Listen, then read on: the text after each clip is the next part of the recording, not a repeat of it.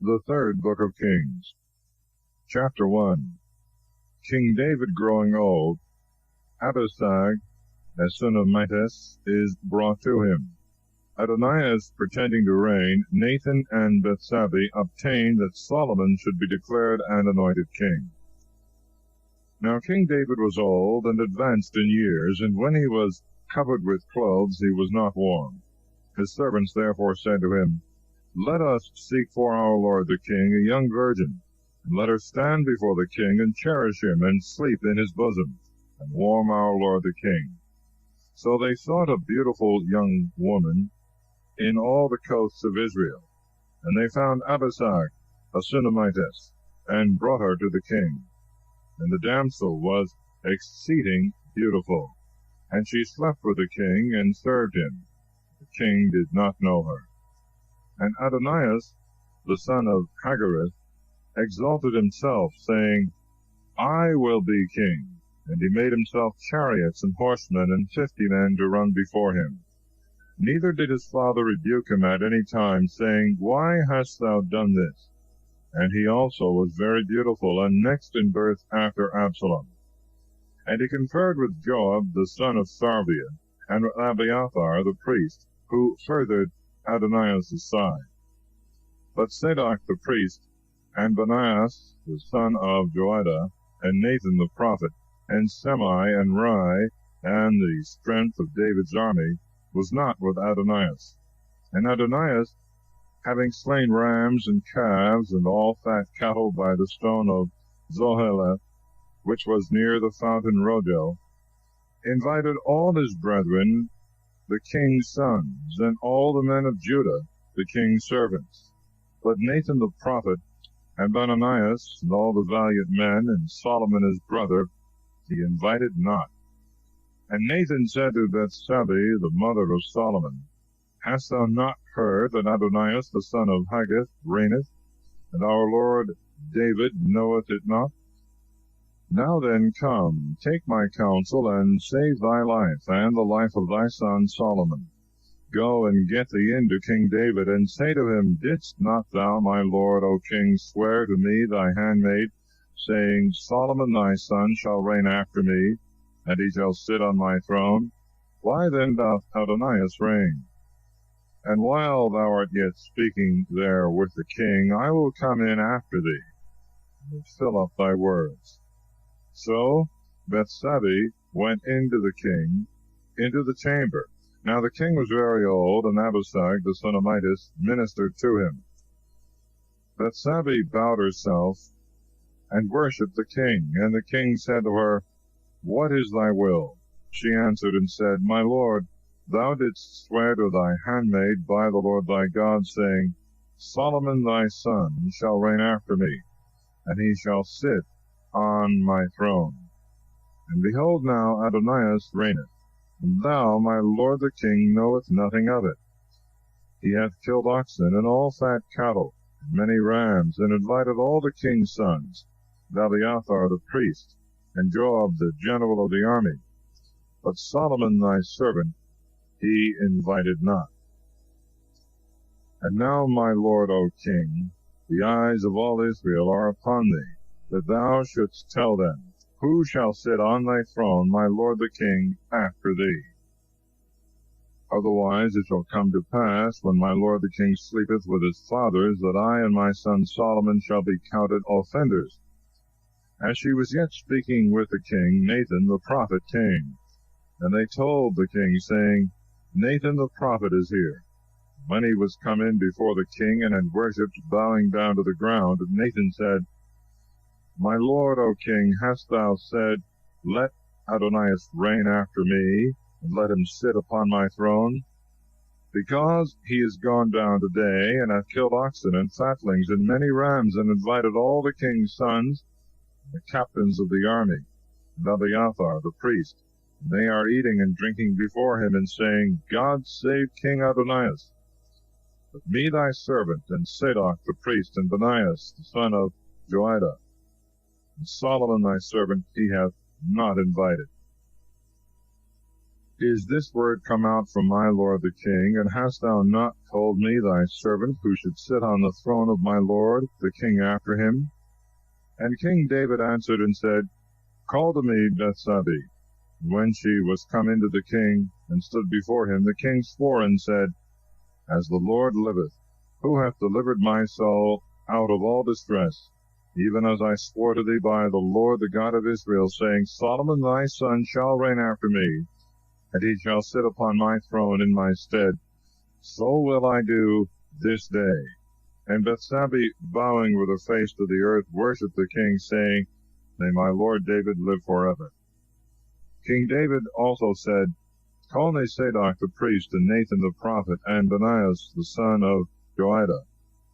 And when they were come in before the king, he said to them, Take with you the servants of your lord, and set my son Solomon upon my mule, and bring him to Gihon.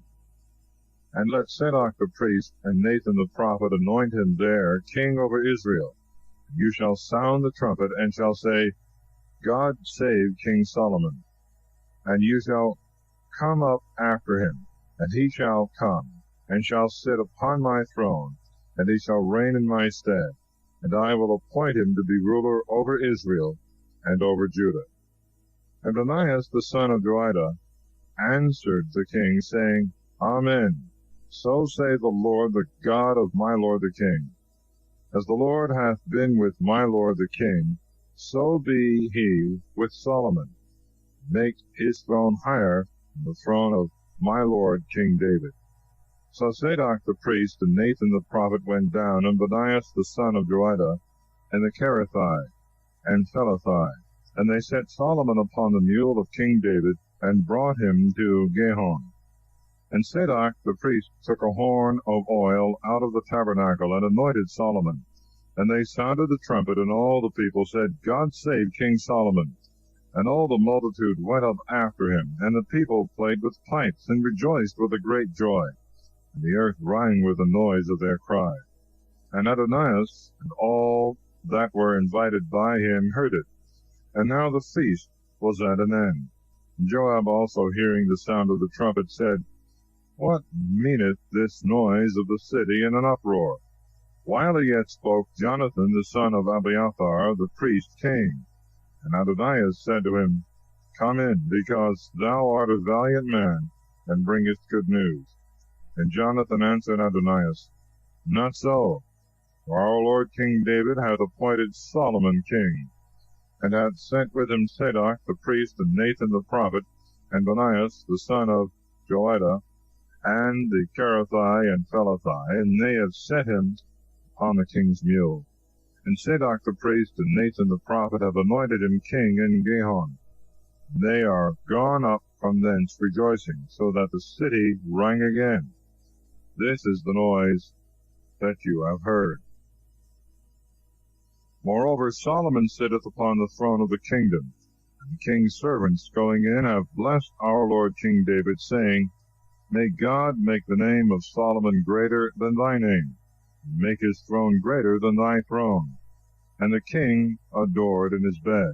And he said, Blessed be the Lord, the God of Israel, who hath given this day one to sit on my throne, my eyes seeing it. Then all the guests of Adonias were afraid, and they all arose, and every man went his way. And Adonias, fearing Solomon, arose and went, and took hold on the horn of the altar. And they told Solomon, saying, Behold, Adonias, fearing King Solomon, hath taken hold of the horn of the altar, saying, Let King Solomon swear to me this day, that he will not kill his servant with the sword. And Solomon said, If he be a good man, there shall not so much as one hair of his head fall to the ground. But if evil be found in him, he shall die. Then King Solomon sent and brought him out from the altar. And going in, he worshipped King Solomon. And Solomon said to him, Go to thy house. Chapter 2. David, after giving his last charge to Solomon, dieth. Adonias is put to death. Abiathar is banished. Joab and Shimei are slain.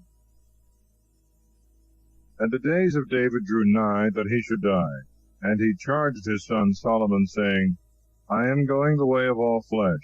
Take thou courage, and show thyself a man, and keep the charge of the Lord thy God, to walk in his ways, and observe his ceremonies, and his precepts, and judgments, and testimonies, as it is written in the law of Moses, that thou mayest understand all thou dost, and whithersoever thou shalt turn thyself, that the Lord may confirm his words, which he hath spoken of me, saying, If thy children shall take heed to their ways, and shall walk before me in truth, with all their heart and with all their soul, there shall not be taken away from thee a man on the throne of Israel.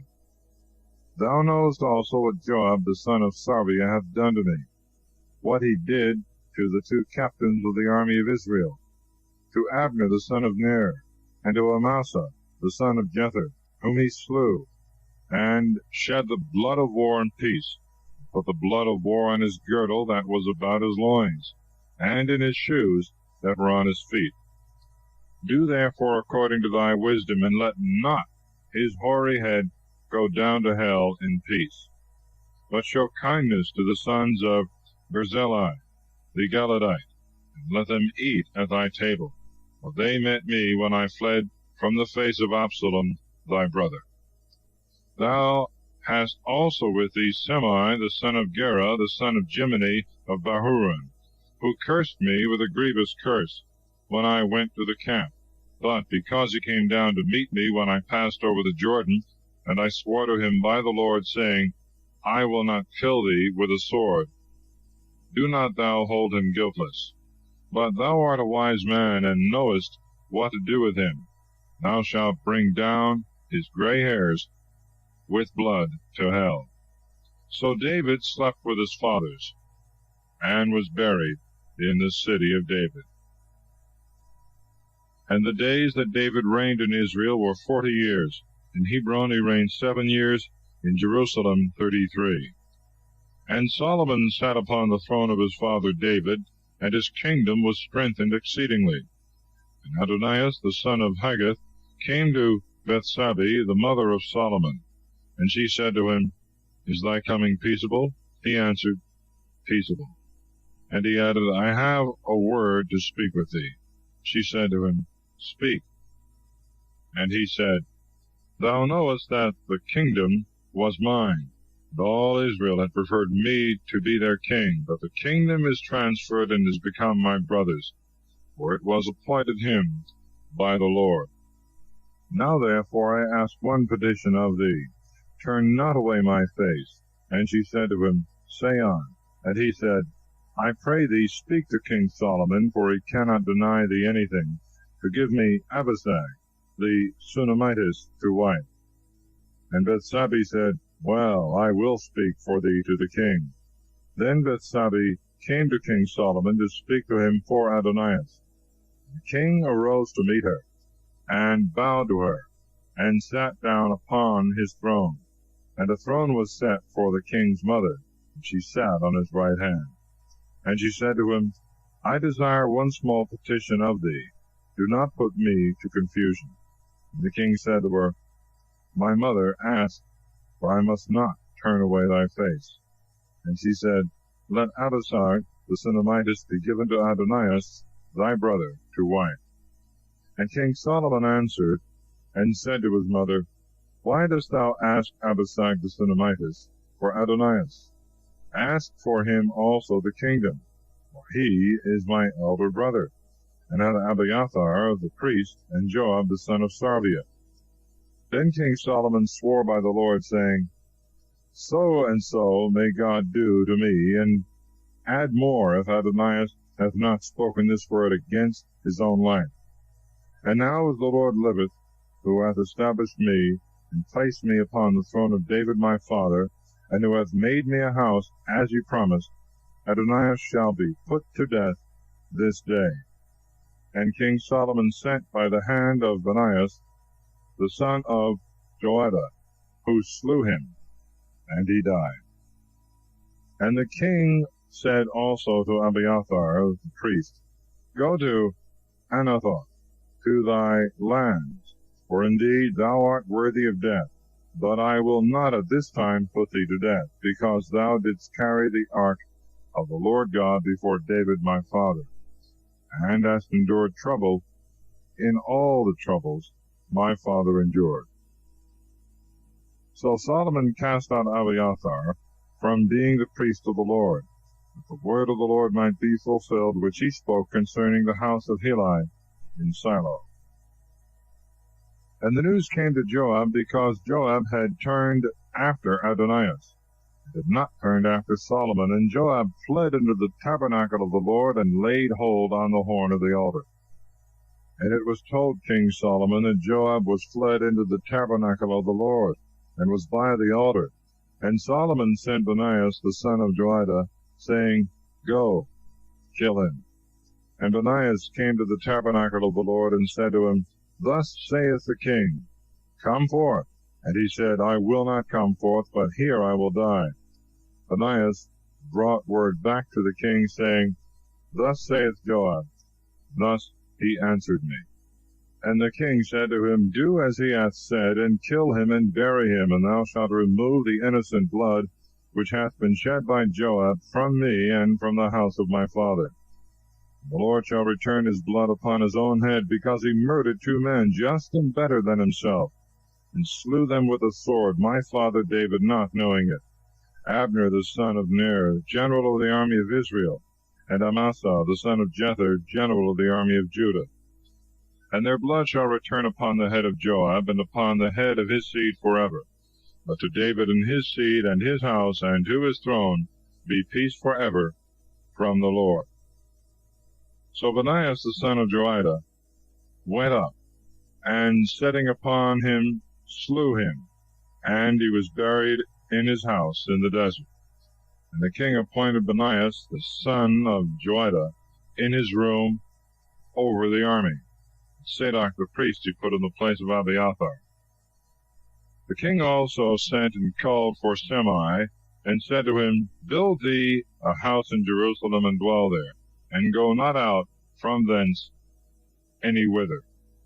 For on what day soever thou shalt go out, and shalt pass over the brook of Kidron, know that thou shalt be put to death. Thy blood shall be upon thy own head. And Shimei said to the king, The saying is good.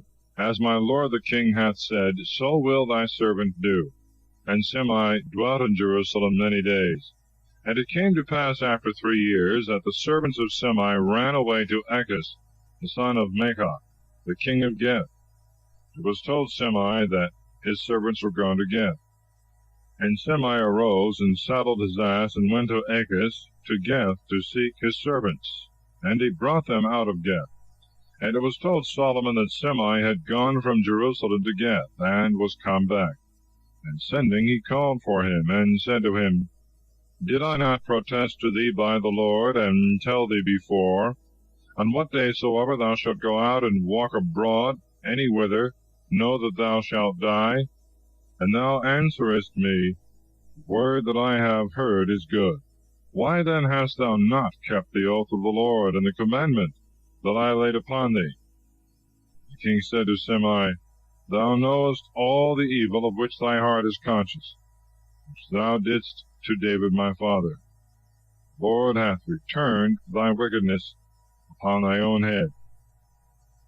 And King Solomon shall be blessed, and the throne of David shall be established before the Lord forever. So the king commanded Benaiah the son of Jehoiada. He went out and struck him, and he died. Chapter 3.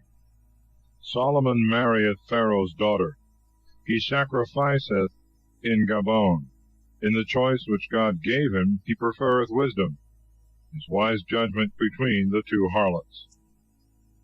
And the kingdom was established in the hand of Solomon, and he made affinity with Pharaoh the king of Egypt. For he took his daughter, and brought her into the city of David, until he had made an end of building his own house, and the house of the Lord, and the wall of Jerusalem round about. But yet the people sacrificed in the high places, for there was no temple built to the name of the Lord until that day. And Solomon loved the Lord, walking in the precepts of David his father. Only he sacrificed in the high places and burnt incense. He went therefore to Gabon to sacrifice there, for that was the great high place.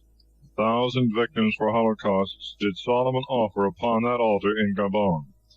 And the Lord appeared to Solomon in a dream by night, saying, Ask what thou wilt that I should give thee.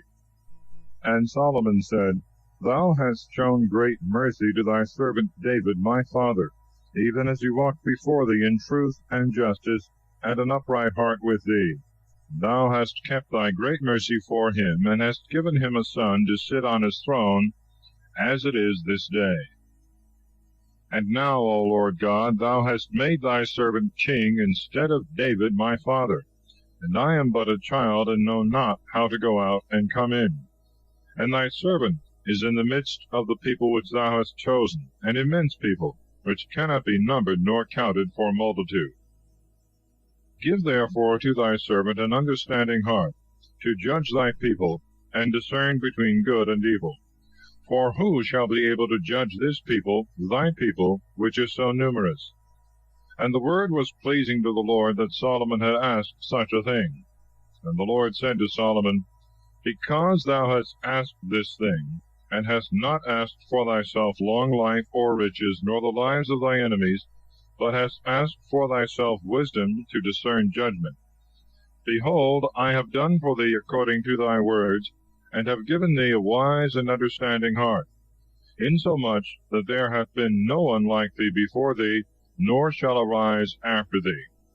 Yea, and the things also which thou didst not ask, I have given thee, to wit, riches and glory, so that no one hath been like thee among the kings in all days heretofore. And if thou wilt walk in my ways, and keep my precepts, and my commandments as thy father walked, I will lengthen thy days. And Solomon awaked, and perceived that it was a dream. And when he was come to Jerusalem, he stood before the ark of the covenant of the Lord, and offered holocausts, and sacrificed victims of peace offerings, and made a great feast for all his servants. Then there came 2 women that were harlots to the king, and stood before him. And one of them said, I beseech thee, my lord, I and this woman dwelt in one house, and I was delivered of a child with her in the chamber. And the 3rd day after that I was delivered, she also was delivered. We were together, and no other person with us in the house, only we 2. And this woman's child died in the night, for in her sleep she overlaid him.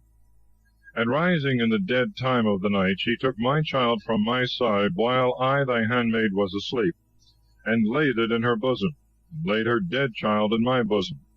And when I rose in the morning to give my child suck, behold, it was dead. But considering him more diligently when it was clear day, I found that it was not mine which I bore. And the other woman answered, It is not so as thou sayest, but thy child is dead, and mine is alive. On the contrary, she said, Thou liest, for my child liveth, and thy child is dead. And in this manner they strove before the king. Then said the king, The one saith, My child is alive, and thy child is dead. And the other answereth, Nay, but thy child is dead, and mine liveth. The king therefore said, Bring me a sword. And when they had brought a sword before the king, Divide, said he, the living child in 2, and give half to the one, and half to the other. But the woman whose child was alive said to the king, for her bowels were moved upon her child, I beseech thee, my lord, give her the child alive, and do not kill it. But the other said, Let it be neither mine nor thine, but divided. The king answered and said, Give the living child to this woman, and let it not be killed, for she is the mother thereof. And all Israel heard the judgment which the king had judged. And they feared the king, seeing that the wisdom of God was in him to do judgment. Chapter 4. Solomon's chief officers, his riches and wisdom. And King Solomon reigned over all Israel. And these were the princes which he had: Azarias the son of Sadok the priest, Elihoreph and Ahiah the sons of Sisa scribes, Joshaphat the son of Ahilud, recorder, Phinehas the son of Joiada, over the army, and Sadok and Abiathar, priests, Azarias the son of Nathan, over them that were about the king, Zabud, the son of Nathan the priest, the king's friend, and Ahasar, governor of the house, and Adoniram, the son of Abda, over the tribute. And Solomon had 12 governors over all Israel, who provided victuals for the king and for his household. For everyone provided necessaries, each man his month in the year.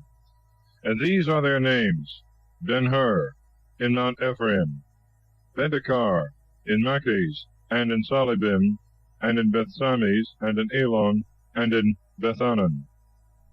Ben-Hesed, in Aruboth, his was Socho, and all the land of Epher. Ben-Abinadab, to whom belonged all Nephath Dor, he had Tapheth, the daughter of Solomon, to wife. Bena, the son of Ahilud, who governed Thanach and Megiddo, and all Bethsan, which is by Sarthana, beneath Jezreel, from Bethsan unto Abimehula, over against Jechmain. Ben-Geber, in Ramoth Galad, he had the towns of Jair, the son of Manasses, in Galad. He was chief in all the country of Argob, which is in Basan, 80 great cities with walls and brazen bolts. Abinadab, the son of Addo, was chief in Manaim. Achimas, in Naphtali, he also had Basemath, the daughter of Solomon, to wife. Bena, the son of Husai, in Aser, and in Bela. Josaphat, the son of Pharu, in Issachar. Semai, the son of Elah, in Benjamin. Geber, the son of Uri, in the land of Gilad, in the land of Sihon, the king of the Amorites, and of Og, the king of Basan, over all that were in that land. Judah and Israel were innumerable as the sand of the sea in multitude, eating and drinking and rejoicing. And Solomon had under him all the kingdoms, from the river to the land of the Philistines, even to the border of Egypt. And they brought him presents, and served him all the days of his life. And the provision of Solomon for each day was 30 measures of fine flour, and 80 measures of meal, 10 fat oxen, and 20 out of the pastures, and 100 rams, besides venison of harts, roes, and buffaloes, and fatted fowls. For he had all the country which was beyond the river, from Taphsah to Gazon, and all the kings of those countries, and he had peace on every side round about.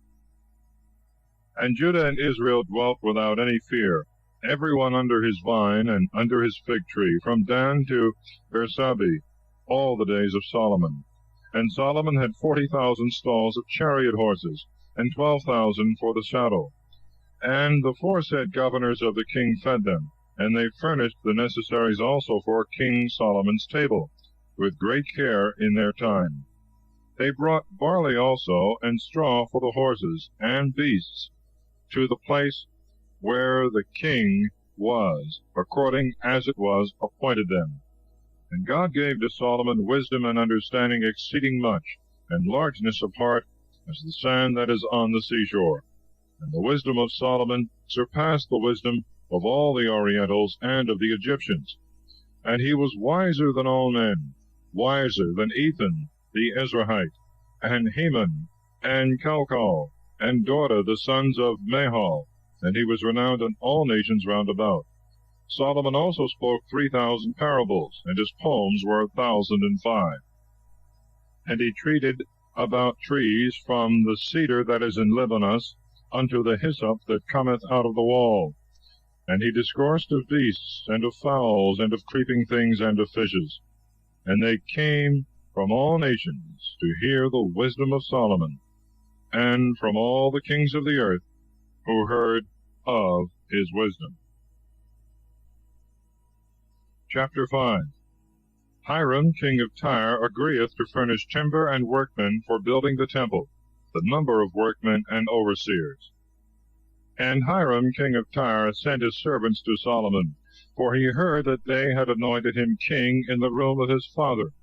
Hiram had always been David's friend. And Solomon sent to Hiram, saying, Thou knowest the will of David my father, and that he could not build a house to the name of the Lord his God, because of the wars that were round about him, until the Lord put them under the soles of his feet. But now the Lord my God hath given me rest round about, and there is no adversary nor evil occurrence.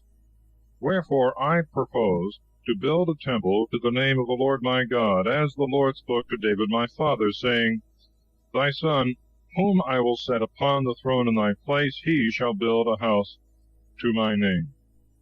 Give orders, therefore, that thy servants cut me down cedar trees out of Libanus, and let my servants be with thy servants. And I will give thee the hire of thy servants whatsoever thou wilt ask.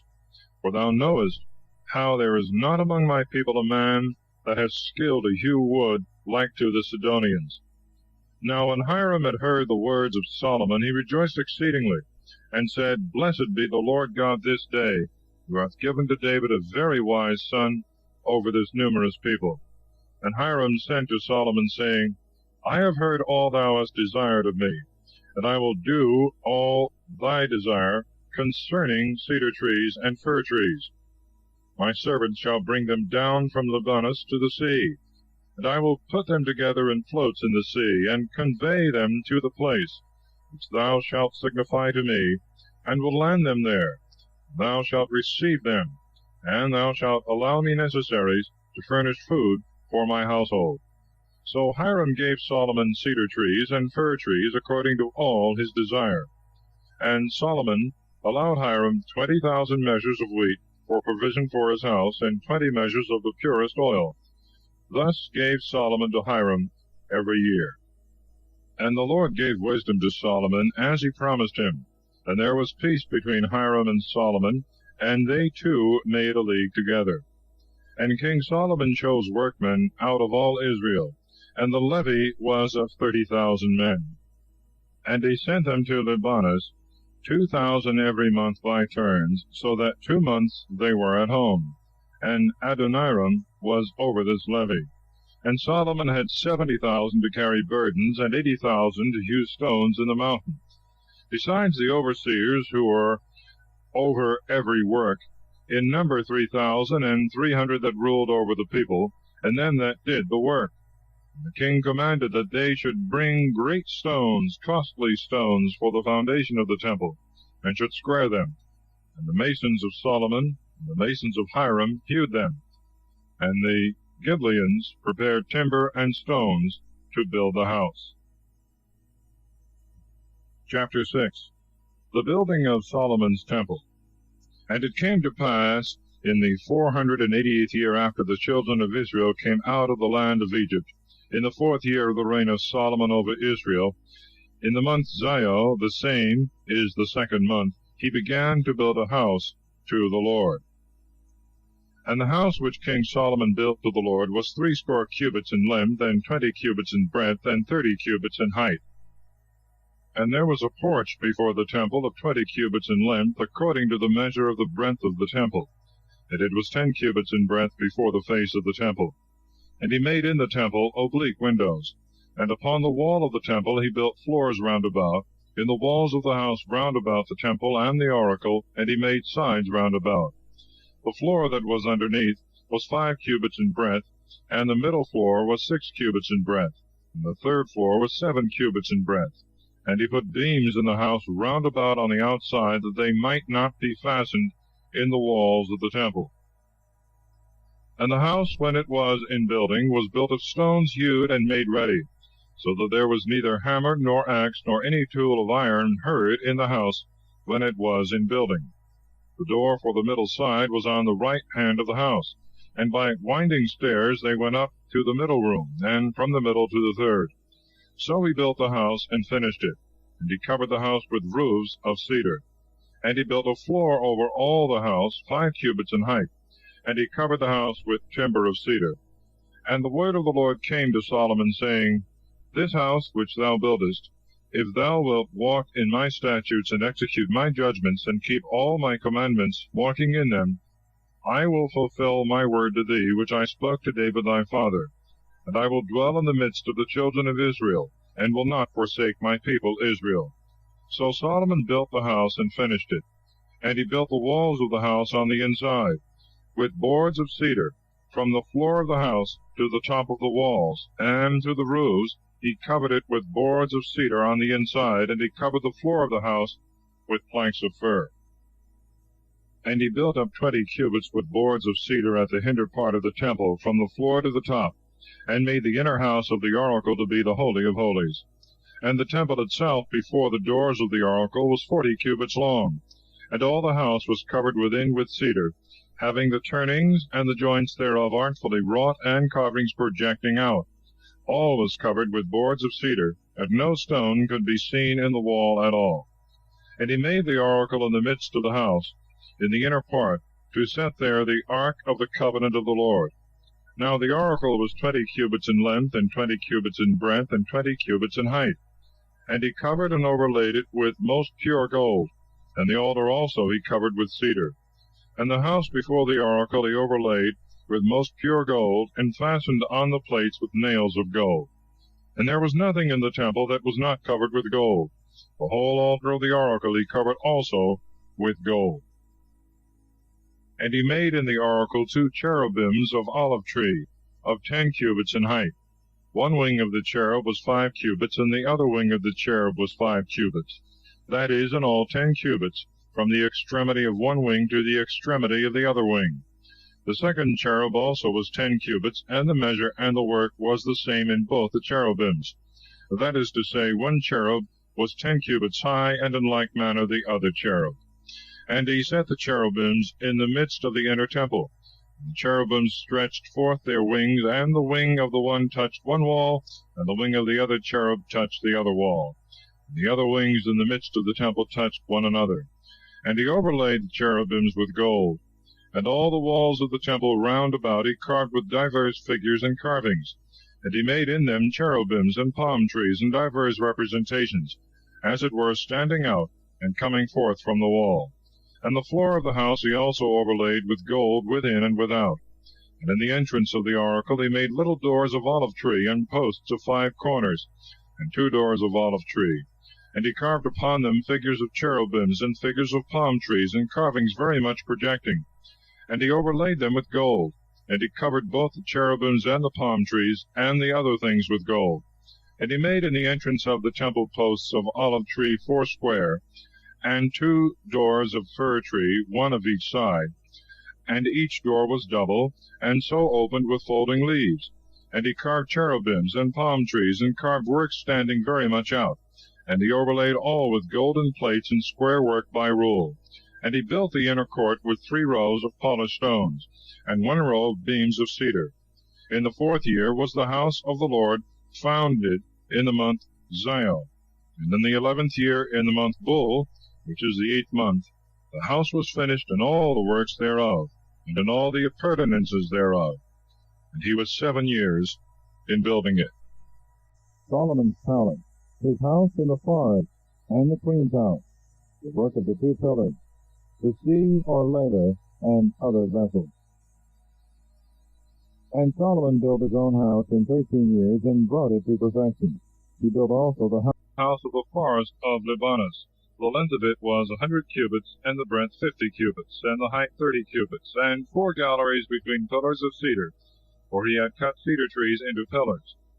And he covered the whole vault with boards of cedar, and it was held up with 45 pillars, and 1 row had 15 pillars, set one against another, and looking one upon another, with equal space between the pillars, and over the pillars were square beams in all things equal. And he made a porch of pillars of 50 cubits in length, and 30 cubits in breadth, and another porch before the greater porch, and pillars, and chapiters upon the pillars. He made also the porch of the throne, wherein is the seat of judgment, and covered it with cedar wood from the floor to the top.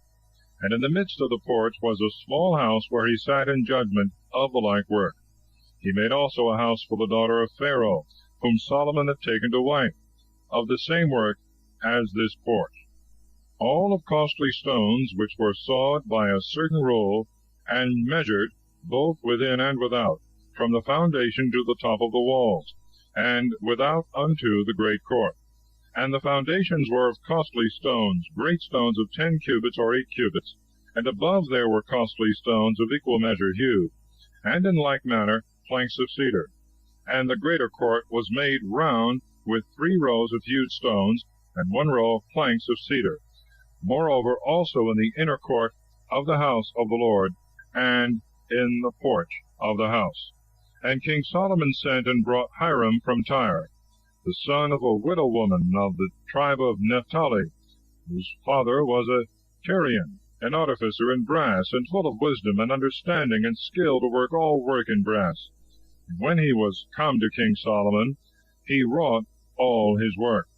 And he cast 2 pillars in brass, each pillar was 18 cubits high, and a line of 12 cubits compassed both the pillars. He made also 2 chapiters of molten brass to be set upon the tops of the pillars. The height of one chapiter was 5 cubits, and the height of the other chapiter was 5 cubits. And a kind of network and chainwork wreathed together with wonderful art. Both the chapiters of the pillars were cast. 7 rows of nets were on one chapiter, and 7 nets on the other chapiter. And he made the pillars, and 2 rows round about each network, to cover the chapiters that were upon the top with pomegranates, and in like manner did he to the other chapiter. And the chapiters that were upon the top of the pillars were of lily work in the porch of 4 cubits, and again other chapiters in the top of the pillars above, according to the measure of the pillar over against the network. And of pomegranates there were 200 in rows round about the other chapiter.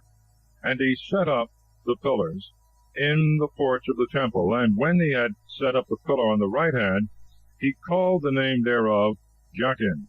In like manner he set up the second pillar, and called the name thereof Booz. And upon the tops of the pillars he made lily work. So the work of the pillars was finished. He made also a molten sea of 10 cubits from brim to brim round all about. The height of it was 5 cubits, and a line of 30 cubits compassed it round about. And a graven work under the brim of it compassed it, for 10 cubits going about the sea. There were 2 rows cast of chamfered sculptures.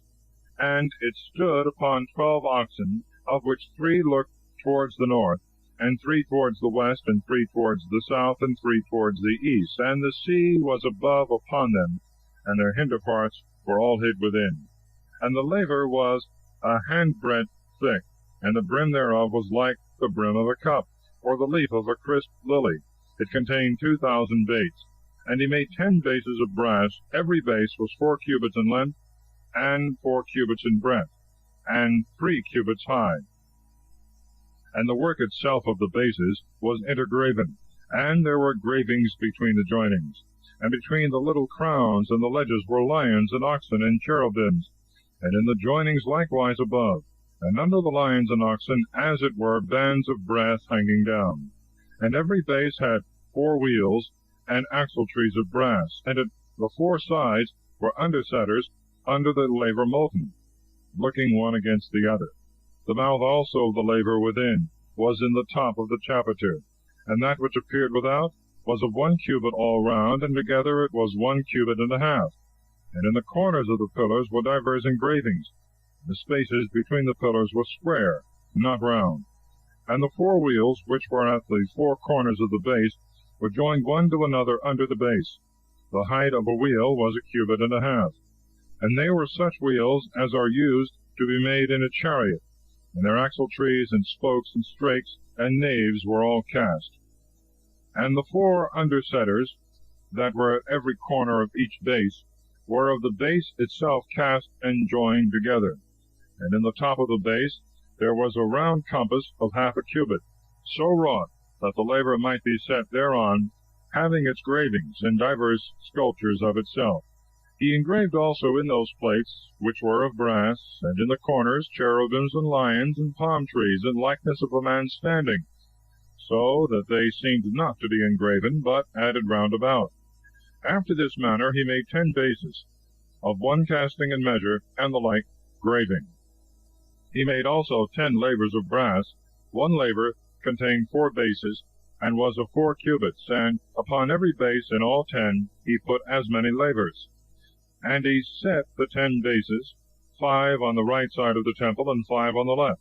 And the sea he put on the right side of the temple over against the east southward.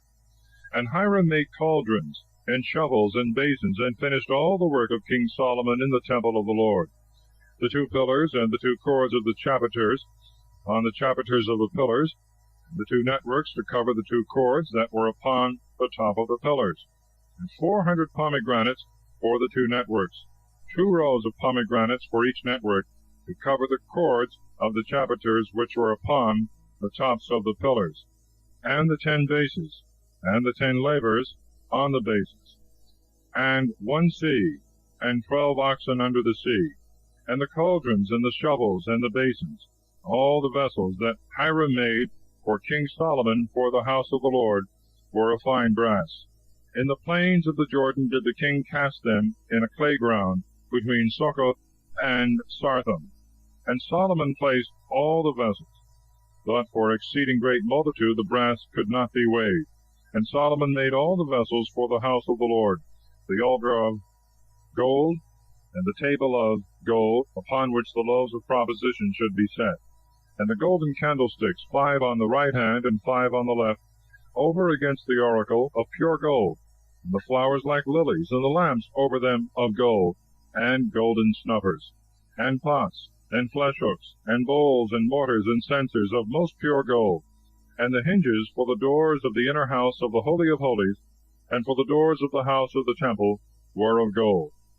And Solomon finished all the work that he made in the house of the Lord, and brought in the things that David his father had dedicated, silver, and the gold, and the vessels, and laid them up in the treasures of the house of the Lord. Chapter 8. The dedication of the temple, Solomon's prayer and sacrifices. Then all the ancients of Israel, with the princes of the tribes and the heads of the families of the children of Israel, were assembled to King Solomon in Jerusalem, that they might carry the ark of the covenant of the Lord out of the city of David, that is, out of Zion. And all Israel assembled themselves to King Solomon on the festival day in the month of Ethanim, the same is the 7th month. And all the ancients of Israel came, and the priests took up the ark, and carried the ark of the Lord, and the tabernacle of the covenant, and all the vessels of the sanctuary that were in the tabernacle, and the priests and the Levites carried them. And King Solomon and all the multitude of Israel that were assembled unto him went with him before the ark, and they sacrificed sheep and oxen that could not be counted or numbered. And the priests brought in the ark of the covenant of the Lord into its place, into the oracle of the temple, into the Holy of Holies, under the wings of the cherubims. For the cherubims spread forth their wings over the place of the ark, and covered the ark, and the staves thereof above. And whereas the staves stood out, the ends of them were seen without in the sanctuary before the oracle, but were not seen farther out. There they have been unto this day. Now in the ark there was nothing else but the 2 tables of stone which Moses put there at Horeb, when the Lord made a covenant with the children of Israel, when they came out of the land of Egypt. And it came to pass, when the priests would come out of the sanctuary, that a cloud filled the house of the Lord. And the priests could not stand to minister because of the cloud, for the glory of the Lord had filled the house of the Lord. Then Solomon said, The Lord said that he would dwell in a cloud. Building, I have built a house for thy dwelling, to be thy most firm throne forever. And the king turned his face, and blessed all the assembly of Israel, for all the assembly of Israel stood.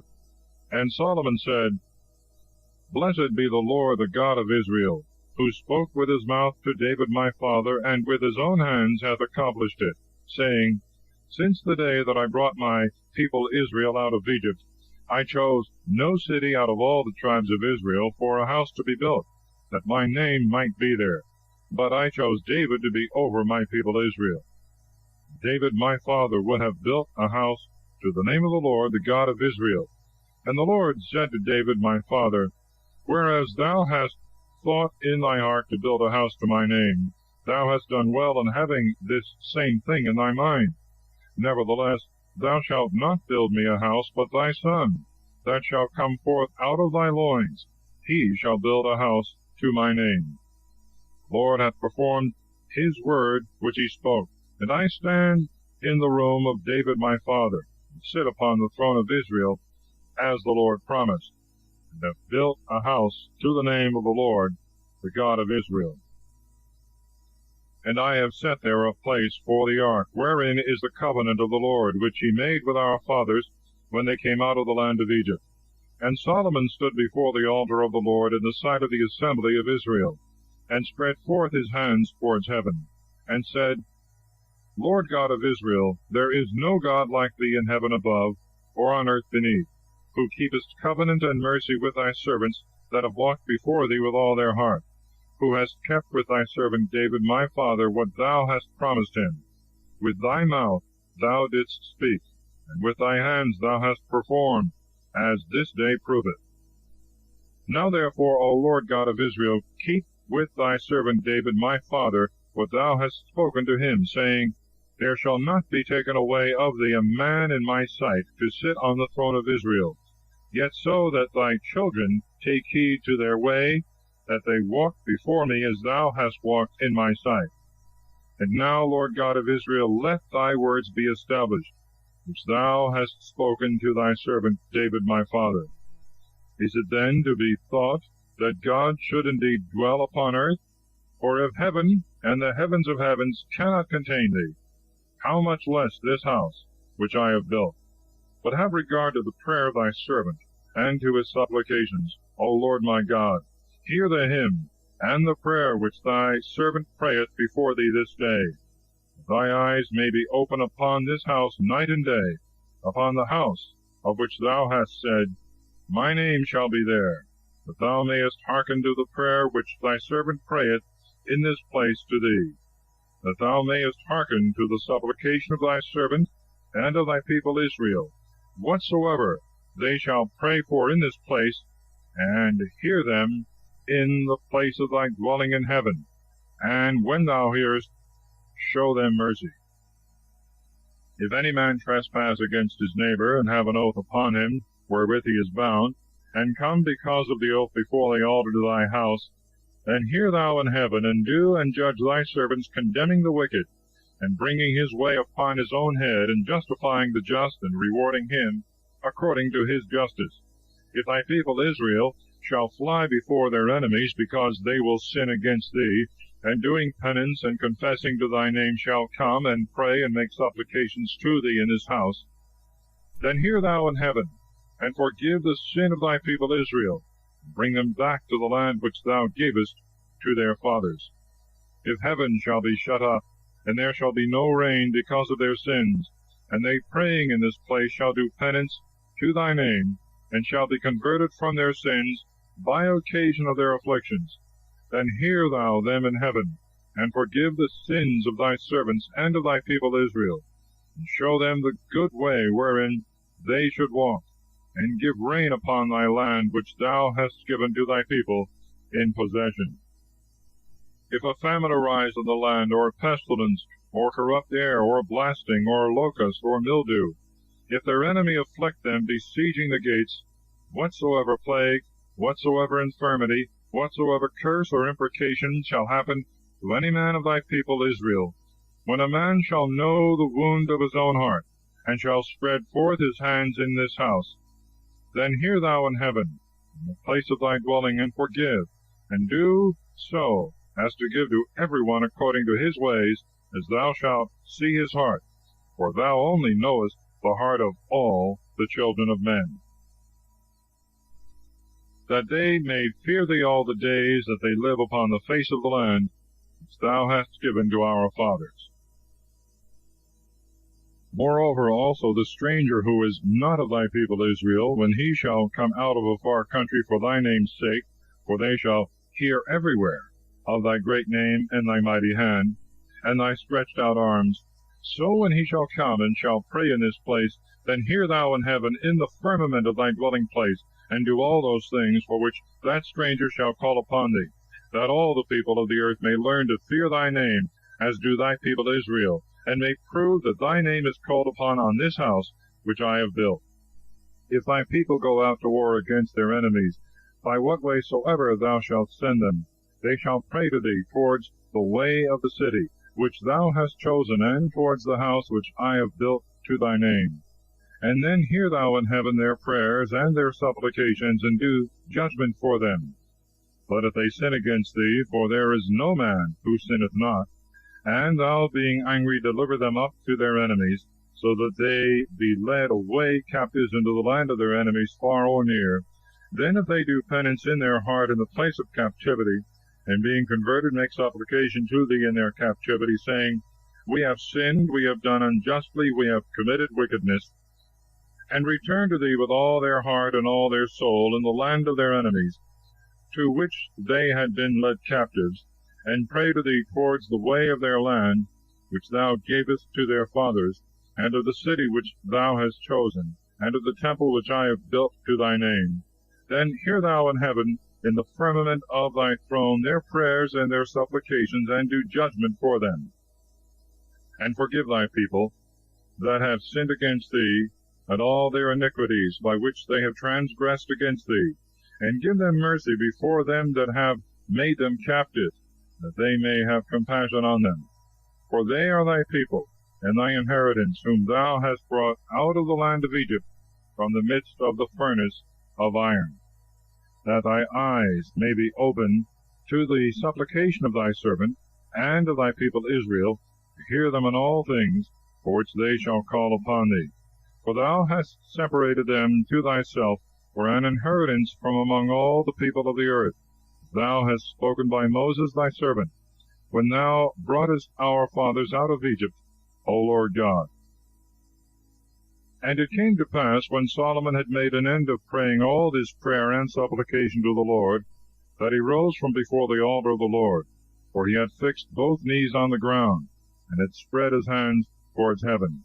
And he stood and blessed all the assembly of Israel with a loud voice, saying, Blessed be the Lord, who hath given rest to his people Israel, according to all that he promised. There hath not failed so much as one word of all the good things that he promised by his servant Moses.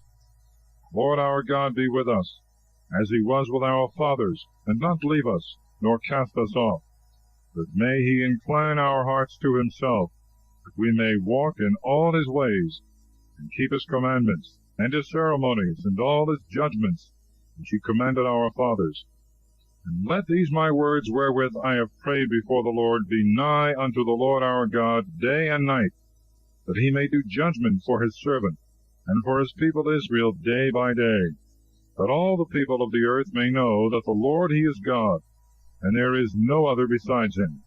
Let our hearts also be perfect with the Lord our God, that we may walk in his statutes, and keep his commandments, as at this day.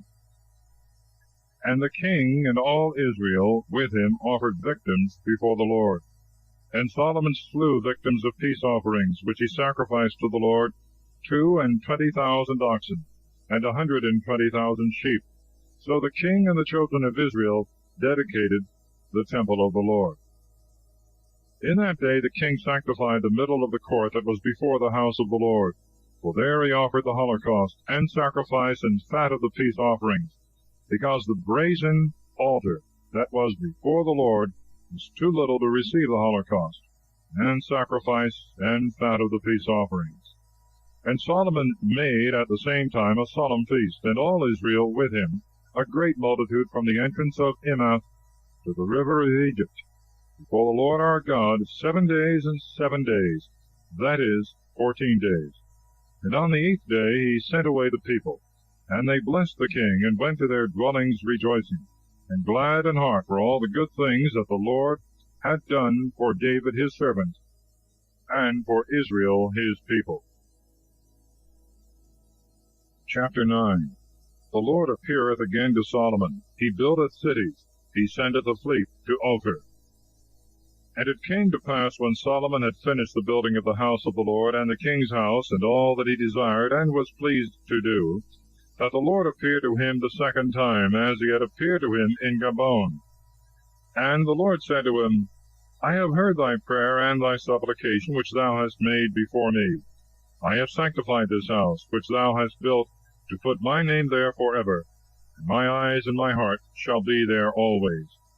And if thou wilt walk before me as thy father walked, in simplicity of heart, and in uprightness, and wilt do all that I have commanded thee, and wilt keep my ordinances and my judgments, I will establish the throne of thy kingdom over Israel forever, as I promised David thy father, saying, There shall not fail a man of thy race upon the throne of Israel. But if you and your children revolting shall turn away from following me, and will not keep my commandments, and my ceremonies which I have set before you, but will go and worship strange gods and adore them, I will take away Israel from the face of the land which I have given them, and the temple which I have sanctified to my name. I will cast out of my sight, and Israel shall be a proverb, and a byword among all people. And this house shall be made an example of. Every one that shall pass by it shall be astonished, and shall hiss and say, Why hath the Lord done thus to this land and to this house? And they shall answer, Because they forsook the Lord their God, who brought their fathers out of the land of Egypt, and followed strange gods, and adored them, and worshipped them. Therefore hath the Lord brought upon them all this evil. And when 20 years were ended after Solomon had built the two houses, that is, the house of the Lord and the house of the king, Hiram the king of Tyre furnishing Solomon with cedar trees and fir trees and gold according to all he had need of, then Solomon gave Hiram 20 cities in the land of Galilee. And Hiram came out of Tyre to see the towns which Solomon had given him, and they pleased him not. And he said, Are these the cities which thou hast given me, brother?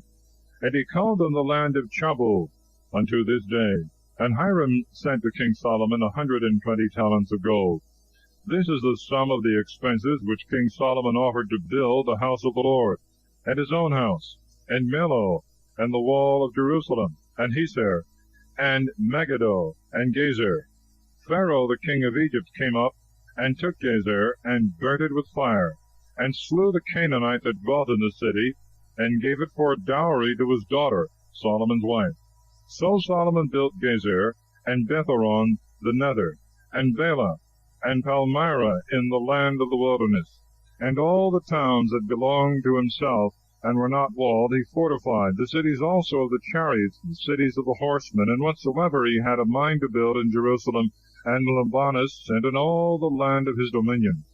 All the people that were left of the Amorites, and Hittites, and Perizzites, and Hivites, and Jebusites, that are not of the children of Israel. Their children that were left in the land, to it, such as the children of Israel had not been able to destroy, Solomon made tributary unto this day. But of the children of Israel Solomon made not any to be bondmen, but they were men of war, and his servants, and his princes, and captains, and overseers of the chariots and horses. And there were 550 chief officers set over all the works of Solomon. They had people under them, and had charge over the appointed works. And the daughter of Pharaoh came up out of the city of David to her house, which Solomon had built for her. Then did he build Millo. Solomon also offered 3 times every year holocausts and victims of peace offerings upon the altar which he had built to the Lord. And he burnt incense before the Lord, and the temple was finished. And King Solomon made a fleet in Asion-Geber, which is by Eileth, on the shore of the Red Sea, in the land of Edom. And Hiram sent his servants in the fleet, sailors that had knowledge of the sea, with the servants of Solomon. And they came to Ophir, and they brought from thence to King Solomon 420 talents of gold. The queen of Saba cometh to King Solomon, his riches and glory. And the queen of Saba, having heard of the fame of Solomon in the name of the Lord, came to try him with hard questions. And entering into Jerusalem with a great train and riches, and camels that carried spices, and an immense quantity of gold, and precious stones, she came to King Solomon, and spoke to him all that she had in her heart. And Solomon informed her of all the things she proposed to him. There was not any word the king was ignorant of, and which he could not answer her. And when the queen of Saba saw all the wisdom of Solomon, and the house which he had built, and the meat of his table, and the apartments of his servants, and the order of his ministers, and their apparel, and the cupbearers, and the holocausts which he offered in the house of the Lord. She had no longer any spirit in her. And she said to the king, The report is true, which I heard in my own country, concerning thy words, and concerning thy wisdom. And I did not believe them that told me, till I came myself and saw with my own eyes, and have found that the half hath not been told me. Thy wisdom and thy works exceed the fame which I heard. Blessed are thy men, and blessed are thy servants, who stand before thee always, and hear thy wisdom. Blessed be the Lord thy God, whom thou hast pleased, and who hath set thee upon the throne of Israel, because the Lord hath loved Israel for ever, and hath appointed thee king to do judgment and justice. And she gave the king 120 talents of gold, and of spices of very great store, and precious stones. There was brought no more such abundance of spices as these which Queen of Saba gave to King Solomon. The navy also of Hiram, which brought gold from Ophir, brought from Ophir great plenty of thyine trees and precious stones. And the king made of the thyine trees rails of the house of the Lord, and of the king's house, and citherns and harps for singers. There were no such thyine trees as these brought, nor seen unto this day. And King Solomon gave the queen of Saba all that she desired, and asked of him, besides what he offered her of himself of his royal bounty. And she returned and went to her own country with her servants. And the weight of the gold that was brought to Solomon every year was 666 talents of gold, besides that which the men brought him that were over the tributes, and the merchants, and they that sold by retail, and all the kings of Arabia, and the governors of the country. And Solomon made 200 shields of the purest gold. He allowed 600 sickles of gold for the plates of one shield, and 300 targets of fine gold. 300 pounds of gold covered one target, and the king put them in the house of the forest of Libanus. King Solomon also made a great throne of ivory, and overlaid it with the finest gold. It had 6 steps, and the top of the throne was round behind. And there were 2 hands on either side holding the seat, and 2 lions stood, one at each hand. And 12 little lions stood upon the 6 steps on the one side and on the other. There was no such work made in any kingdom. Moreover, all the vessels out of which King Solomon drank were of gold, and all the furniture of the house of the forest of Libanus was of most pure gold. There was no silver, nor was any account made of it in the days of Solomon. For the king's navy once in 3 years went with the navy of Hiram by sea to Tharsis, and brought from thence gold and silver and elephants' teeth and apes and peacocks. And King Solomon exceeded all the kings of the earth in riches and wisdom. And all the earth desired to see Solomon's face, to hear his wisdom, which God had given in his heart. And every one brought him presents, vessels of silver and of gold, garments and armor, and spices, and horses, and mules every year. And Solomon gathered together chariots and horsemen, and he had 1,400 chariots and 12,000 horsemen, and he bestowed them in fenced cities, and with the king in Jerusalem. And he made silver to be as plentiful in Jerusalem as stones, and cedars to be as common as sycamores which grow in the plains. And horses were brought for Solomon out of Egypt and Koa. The king's merchants brought them out of Koa, and brought them at a set price. And a chariot of 4 horses came out of Egypt for 600 sickles of silver, and a horse for 150. And after this manner did all the kings of the Hittites and of Syria sell horses. Chapter 11. Solomon by means of his wives falleth into idolatry. God raiseth him adversaries, Adad, Rezon, and Jeroboam. Solomon dieth. And King Solomon loved many strange women besides the daughter of Pharaoh, and women of Moab, and of Ammon, and of Edom, and of Sidon, and of the Hittites. of the nations concerning which the Lord said to the children of Israel, You shall not go in unto them, neither shall any of them come into yours, for they will most certainly turn away your heart to follow their gods. And to these will Solomon join with a most ardent love. And he had 700 wives as queens, and 300 concubines, and the women turned away his heart.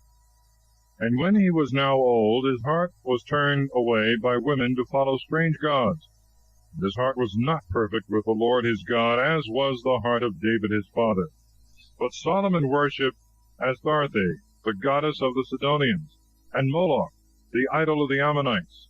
And Solomon did that which was not pleasing before the Lord, and did not fully follow the Lord, as David his father. Then Solomon built a temple for Chemosh, the idol of Moab, on the hill that is over against Jerusalem, and for Moloch, the idol of the children of Ammon. And he did in this manner for all his wives that were strange, who burnt incense and offered sacrifice to their gods. And the Lord was angry with Solomon, because his mind was turned away from the Lord, the God of Israel, who had appeared to him twice, had commanded him concerning this thing, that he should not follow strange gods. But he kept not the things which the Lord commanded him. The Lord therefore said to Solomon, Because thou hast done this, and hast not kept my covenant and my precepts which I have commanded thee, I will divide and rend thy kingdom, and will give it to thy servant. Nevertheless, in thy days I will not do it, for David thy father's sake, but I will rend it out of the hand of thy son. Neither will I take away the whole kingdom. I will give one tribe to thy son for the sake of David my servant, and Jerusalem which I have chosen. And the Lord raised up an adversary to Solomon, Hadad the Edomite, of the king's seed in Edom. For when David was in Edom, and Joab the general of the army was gone up to bury them that were slain, and had killed every male in Edom. For Joab remained there 6 months with all Israel, till he had slain every male in Edom. Then Hadad fled, he and certain Edomites of his father's servants with him, to go into Egypt. And Hadad was then a little boy. And they arose out of Madian, and came into Pharaoh. And they took men with them from Pharaoh, and went into Egypt to Pharaoh the king of Egypt, who gave him a house, and appointed him victuals, and assigned him land. And Hadad found great favor before Pharaoh, insomuch that he gave him to wife the own sister of his wife Taphnes the queen. And the sister of Taphnes bore him his son Genubath, and Taphnes brought him up in the house of Pharaoh. And Genubath dwelt with Pharaoh among his children. And when Hadad heard in Egypt that David slept with his fathers, and that Joab the general of the army was dead, he said to Pharaoh, Let me depart, that I may go to my own country. And Pharaoh said to him, Why? What is wanting to thee with me, that thou seekest to go to thy own country? But he answered, Nothing, yet I beseech thee to let me go. God also raised up against him an adversary, Rezon, the son of Eliada, who had fled from his master Hadarezer, the king of Sobah. And he gathered men against him, and he became a captain of robbers, when David slew them of Sobah. And they went to Damascus, and dwelt there. And they made him king in Damascus. And he was an adversary to Israel all the days of Solomon. This is the evil of Hadad, and his hatred against Israel, and he reigned in Syria. Jeroboam, also the son of Nebat, and Ephrathite of Sareda, a servant of Solomon, whose mother was named Saruah, a widow woman, lifted up his hand against the king. And this is the cause of his rebellion against him. For Solomon built Millo, and filled up the breach of the city of David his father.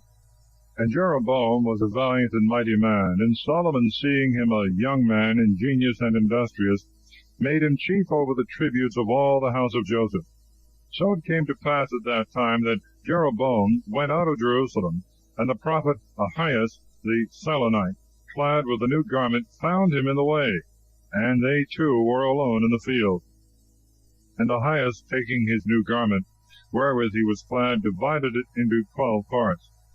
And he said to Jeroboam, Take to thee 10 pieces, for thus saith the Lord, the God of Israel, Behold, I will rend the kingdom of the hand of Solomon, and will give thee 10 tribes. But 1 tribe shall remain to him for the sake of my servant David, and Jerusalem the city which I have chosen out of all the tribes of Israel, because he hath forsaken me, and hath adored Astarte, the goddess of the Sidonians, and Chemos, the god of Moab, and Moloch, the god of the children of Ammon, and hath not walked in my ways, to do justice before me, and to keep my precepts and judgments, as did David his father. Yet I will not take away all the kingdom out of his hand, but I will make him prince all the days of his life for David my servant's sake, whom I chose, who kept my commandments and my precepts. But I will take away the kingdom out of his son's hand, and will give thee 10 tribes. And to his son I will give 1 tribe, that there may remain a lamp for my servant David before me always in Jerusalem the city, which I have chosen, that my name might be there. And I will take thee, and thou shalt reign over all that thy soul desireth, and thou shalt be king over Israel. If then thou wilt hearken to all that I shall command thee, and wilt walk in my ways, and do what is right before me, keeping my commandments and my precepts, as David my servant did, I will be with thee, and will build thee up a faithful house, as I built a house for David, and I will deliver Israel to thee. And I will for this afflict the seed of David, but not yet forever.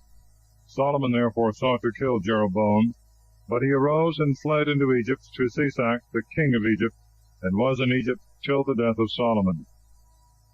And the rest of the words of Solomon, and all that he did, and his wisdom, behold, they are all written in the book of the words of the days of Solomon.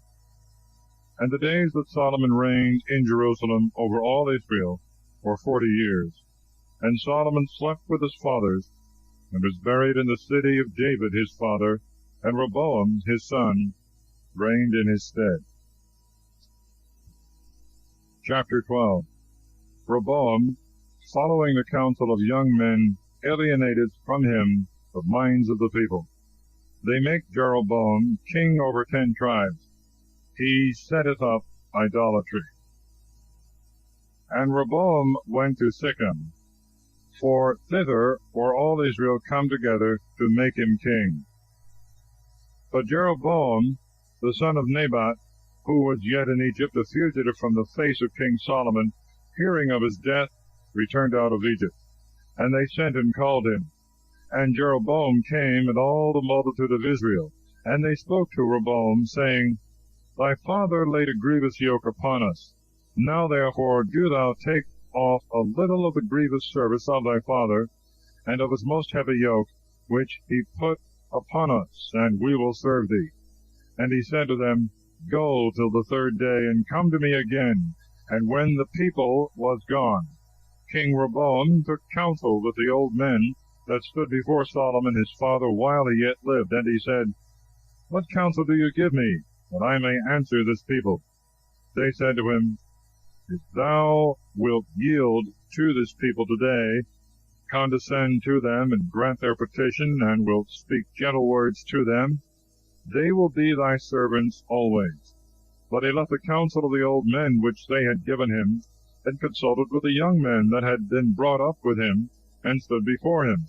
And he said to them, What counsel do you give me, that I may answer this people, who have said to me, Make the yoke which thy father put upon us lighter? And the young men that had been brought up with him said, Thus shalt thou speak to this people who have spoken to thee, saying, Thy father made our yoke heavy, do thou ease us. Thou shalt say to them, My little finger is thicker than the back of my father. Now my father put a heavy yoke upon you, but I will add to your yoke. My father beat you with whips, but I will beat you with scorpions. So Jeroboam and all the people came to Rehoboam the 3rd day, as the king had appointed, saying, Come to me again the 3rd day. And the king answered the people roughly, leaving the counsel of the old men which they had given him. And he spoke to them according to the counsel of the young men, saying, My father made your yoke heavy, but I will add to your yoke. My father beat you with whips, I will beat you with scorpions. And the king condescended not to the people. But the Lord was turned away from him, to make good his word which he had spoken in the hand of Ahaz the Silonite to Jeroboam the son of Nebat. Then the people, seeing that the king would not hearken to them, answered him, saying, What portion have we in David? What inheritance in the son of Isai? Go home to thy dwellings, O Israel. Now, David, look to thy own house. So Israel departed to their dwellings. But as for all the children of Israel that dwelt in the cities of Judah, Rehoboam reigned over them. Then King Rehoboam sent Joram, who was over the tribute, and all Israel stoned him, and he died. Wherefore King Rehoboam made haste to get him up into his chariot, and he fled to Jerusalem. And Israel revolted from the house of David unto this day. And it came to pass, when all Israel heard that Jeroboam was come again, that they gathered an assembly, and sent and called him, and made him king over all Israel. And there was none that followed the house of David, but the tribe of Judah only. And Rehoboam came to Jerusalem, and gathered together all the house of Judah, and the tribe of Benjamin, 180,000 chosen men for war, to fight against the house of Israel, and to bring the kingdom again unto Rehoboam the son of Solomon. For the word of the Lord came to Shemaiah, the man of God, saying, Speak to Rehoboam the son of Solomon, the king of Judah, and to all the house of Judah and Benjamin and the rest of the people, saying, Thus saith the Lord, You shall not go up nor fight against your brethren, the children of Israel. Let every man return to his house, for this thing is from me. They hearkened to the word of the Lord, and returned from their journey, as the Lord had commanded them. And Jeroboam built Sichem in Mount Ephraim, and dwelt there. And going out from thence he built Phanuel. And Jeroboam said in his heart, Now shall the kingdom return to the house of David, if this people go up to offer sacrifices in the house of the Lord at Jerusalem. And the heart of this people will turn to their lord Rehoboam, the king of Judah, and they will kill me and return to him. And finding out a device, he made 2 golden calves, and said to them, Go ye up no more to Jerusalem. Behold thy gods, O Israel, who brought thee out of the land of Egypt. And he set the one in Bethel, and the other in Dan. And this thing became an occasion of sin, for the people went to adore the calf as far as Dan. And he made temples in the high places, and priests of the lowest of the people, who were not of the sons of Levi. And he appointed a feast in the 8th month, on the 15th day of the month, after the manner of the feast that was celebrated in Judah. And going up to the altar, he did in like manner in Bethel to sacrifice to the calves which he had made. And he placed in Bethel priests of the high places, which he had made. And he went up to the altar which he had built in Bethel on the 15th day of the 8th month, which he had devised of his own heart. And he ordained a feast to the children of Israel, and went up unto the altar to burn incense. Chapter 13. A prophet sent from Judah to Bethel foretelleth the birth of Josias, and the destruction of Jeroboam's altar. Jeroboam's hand offering violence to the prophet withereth, but is restored by the prophet's prayer. The same prophet is deceived by another prophet, and slain by a lion. And behold, there came a man of God out of Judah by the word of the Lord to Bethel, when Jeroboam was standing upon the altar and burning incense. And he cried out against the altar in the word of the Lord, and said, O altar, altar, thus saith the Lord, Behold, a child shall be born to the house of David, Josias by name, and he shall immolate upon thee the priests of the high places, who now burn incense upon thee, and he shall burn men's bones upon thee. And he gave a sign the same day, saying, This shall be the sign that the Lord hath spoken. Behold, the altar shall be rent, and the ashes that are upon it shall be poured out. And when the king had heard the word of the man of God, which he had cried out against the altar in Bethel, he stretched forth his hand from the altar, saying, Lay hold on him. And his hand which he stretched forth against him withered, and he was not able to draw it back again to him. The altar also was rent, and the ashes were poured out from the altar, according to the sign which the man of God had given before in the word of the Lord. And the king said to the man of God, Entreat the face of the Lord thy God, and pray for me, that my hand may be restored to me. The man of God besought the face of the Lord, and the king's hand was restored to him, and it became as it was before. And the king said to the man of God, Come home with me to dine, and I will make thee presents. And the man of God answered the king, If thou wouldst give me half thy house, I will not go with thee, nor eat bread, nor drink water in this place. For so it was enjoined me by the word of the Lord, commanding me, Thou shalt not eat bread, nor drink water, nor return by the same way that thou camest. So he departed by another way, and returned not by the way that he came into Bethel. Now a certain old prophet dwelt in Bethel, and the sons came to him, and told him all the works that the man of God had done that day in Bethel. And they told their father the words which he had spoken to the king. And their father said to them, What way went he? His sons showed him the way by which the man of God went, who came out of Judah. And he said to his sons, Saddle me the ass. And when they had saddled him, he got up, and went after the man of God, and found him sitting under a turpentine tree. And he said to him, Art thou the man of God that camest from Judah? He answered, I am. And he said to him, Come home with me to eat bread. But he said, I must not return, nor go with thee, neither will I eat bread, nor drink water in this place. Because the Lord spoke to me in the word of the Lord, saying, Thou shalt not eat bread, and thou shalt not drink water there, nor return by the way thou wentest. He said to him, I also am a prophet like unto thee. And an angel spoke to me in the word of the Lord, saying, Bring him back with thee into thy house, that he may eat bread and drink water. He deceived him, and brought him back with him. So he ate bread and drank water in his house. And as they sat at table, the word of the Lord came to the prophet that brought him back. And he cried out to the man of God who came out of Judah, saying, Thus saith the Lord, because thou hast not been obedient to the Lord, and hast not kept the commandment which the Lord thy God commanded thee, and hast returned and eaten bread and drunk water in the place wherein he commanded thee that thou shouldst not eat bread nor drink water, thy dead body shall not be brought into the sepulchre of thy fathers. And when he had eaten and drunk, he saddled his ass for the prophet whom he had brought back. And when he was gone, a lion found him in the way, and killed him, as his body was cast in the way. And the ass stood by him, and the lion stood by the dead body. And behold, men passing by saw the dead body cast in the way, and the lion standing by the body. And they came and told it in the city, wherein that old prophet dwelt. And when that prophet, who had brought him back out of the way, heard of it, he said, It is the man of God that was disobedient to the mouth of the Lord, and the Lord hath delivered him to the lion, and he hath torn him, and killed him according to the word of the Lord which he spoke to him. And he said to his sons, Saddle me an ass. And when they had saddled it, and he was gone, he found the dead body cast in the way, and the ass and the lion standing by the carcass. The lion had not eaten of the dead body, nor hurt the ass. And the prophet took up the body of the man of God, and laid it upon the ass. Going back, brought it into the city of the old prophet to mourn for him. And he laid his dead body in his own sepulchre.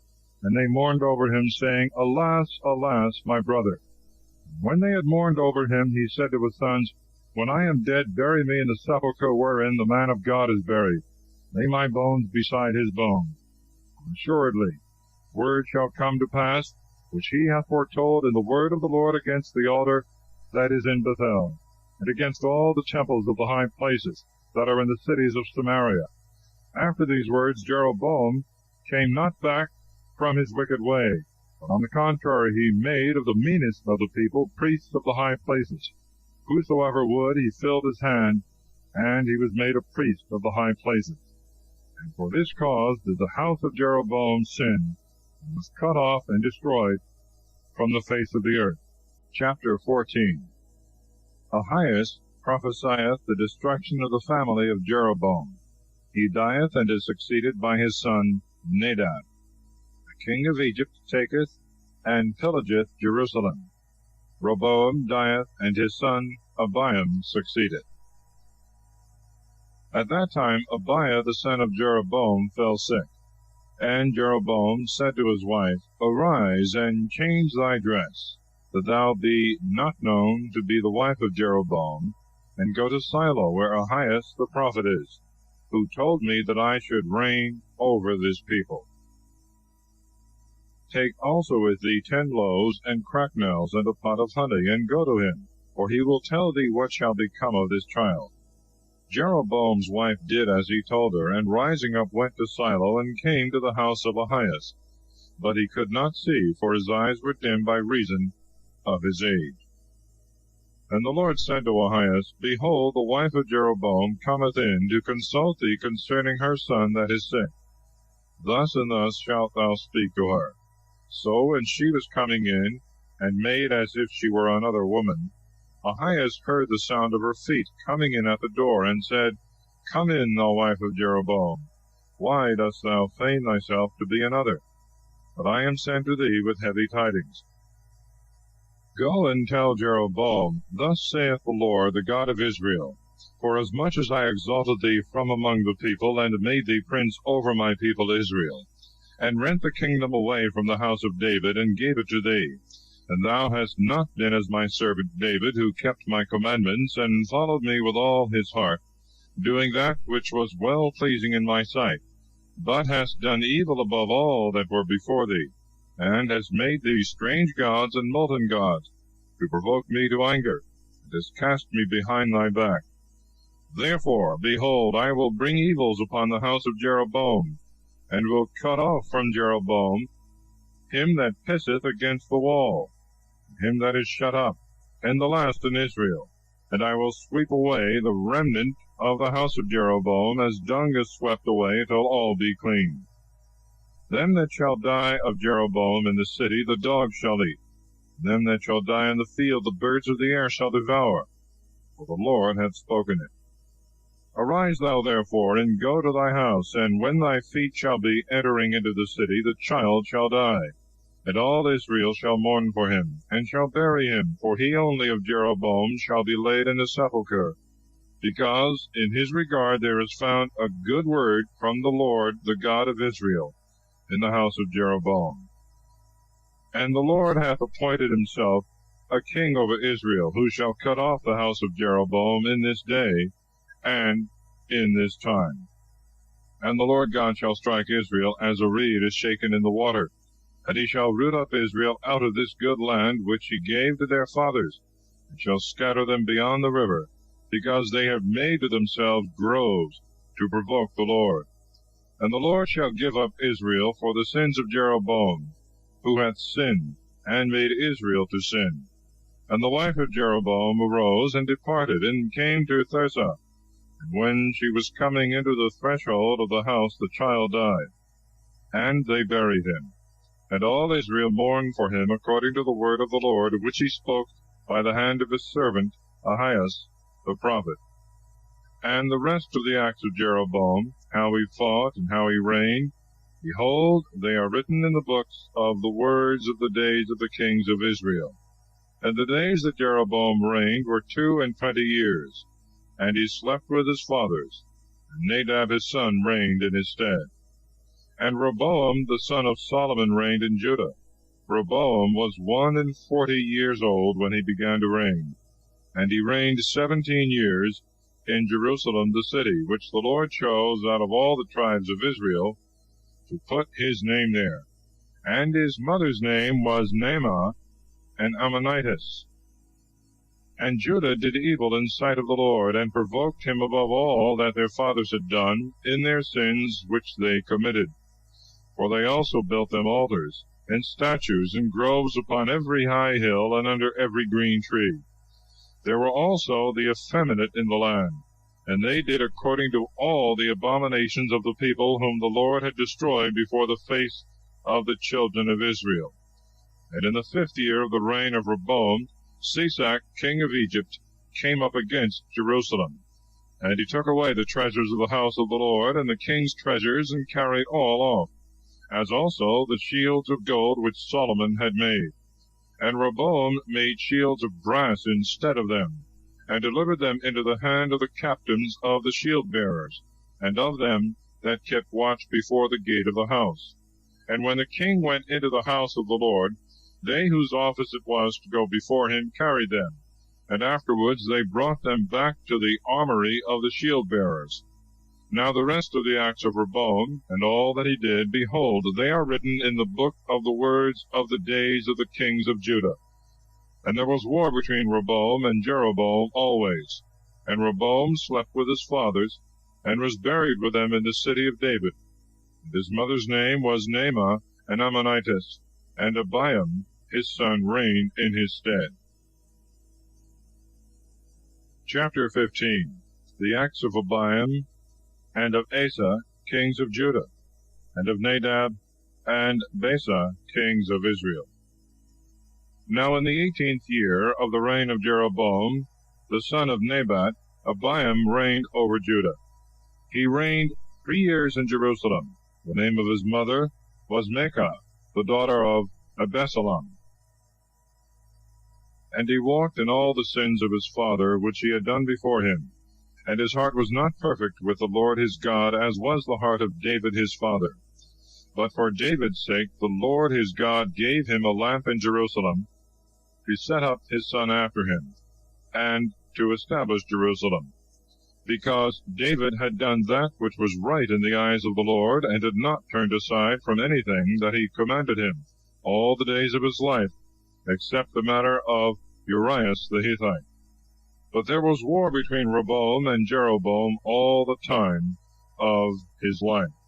And the rest of the words of Abiam, and all that he did, are they not written in the book of the words of the days of the kings of Judah?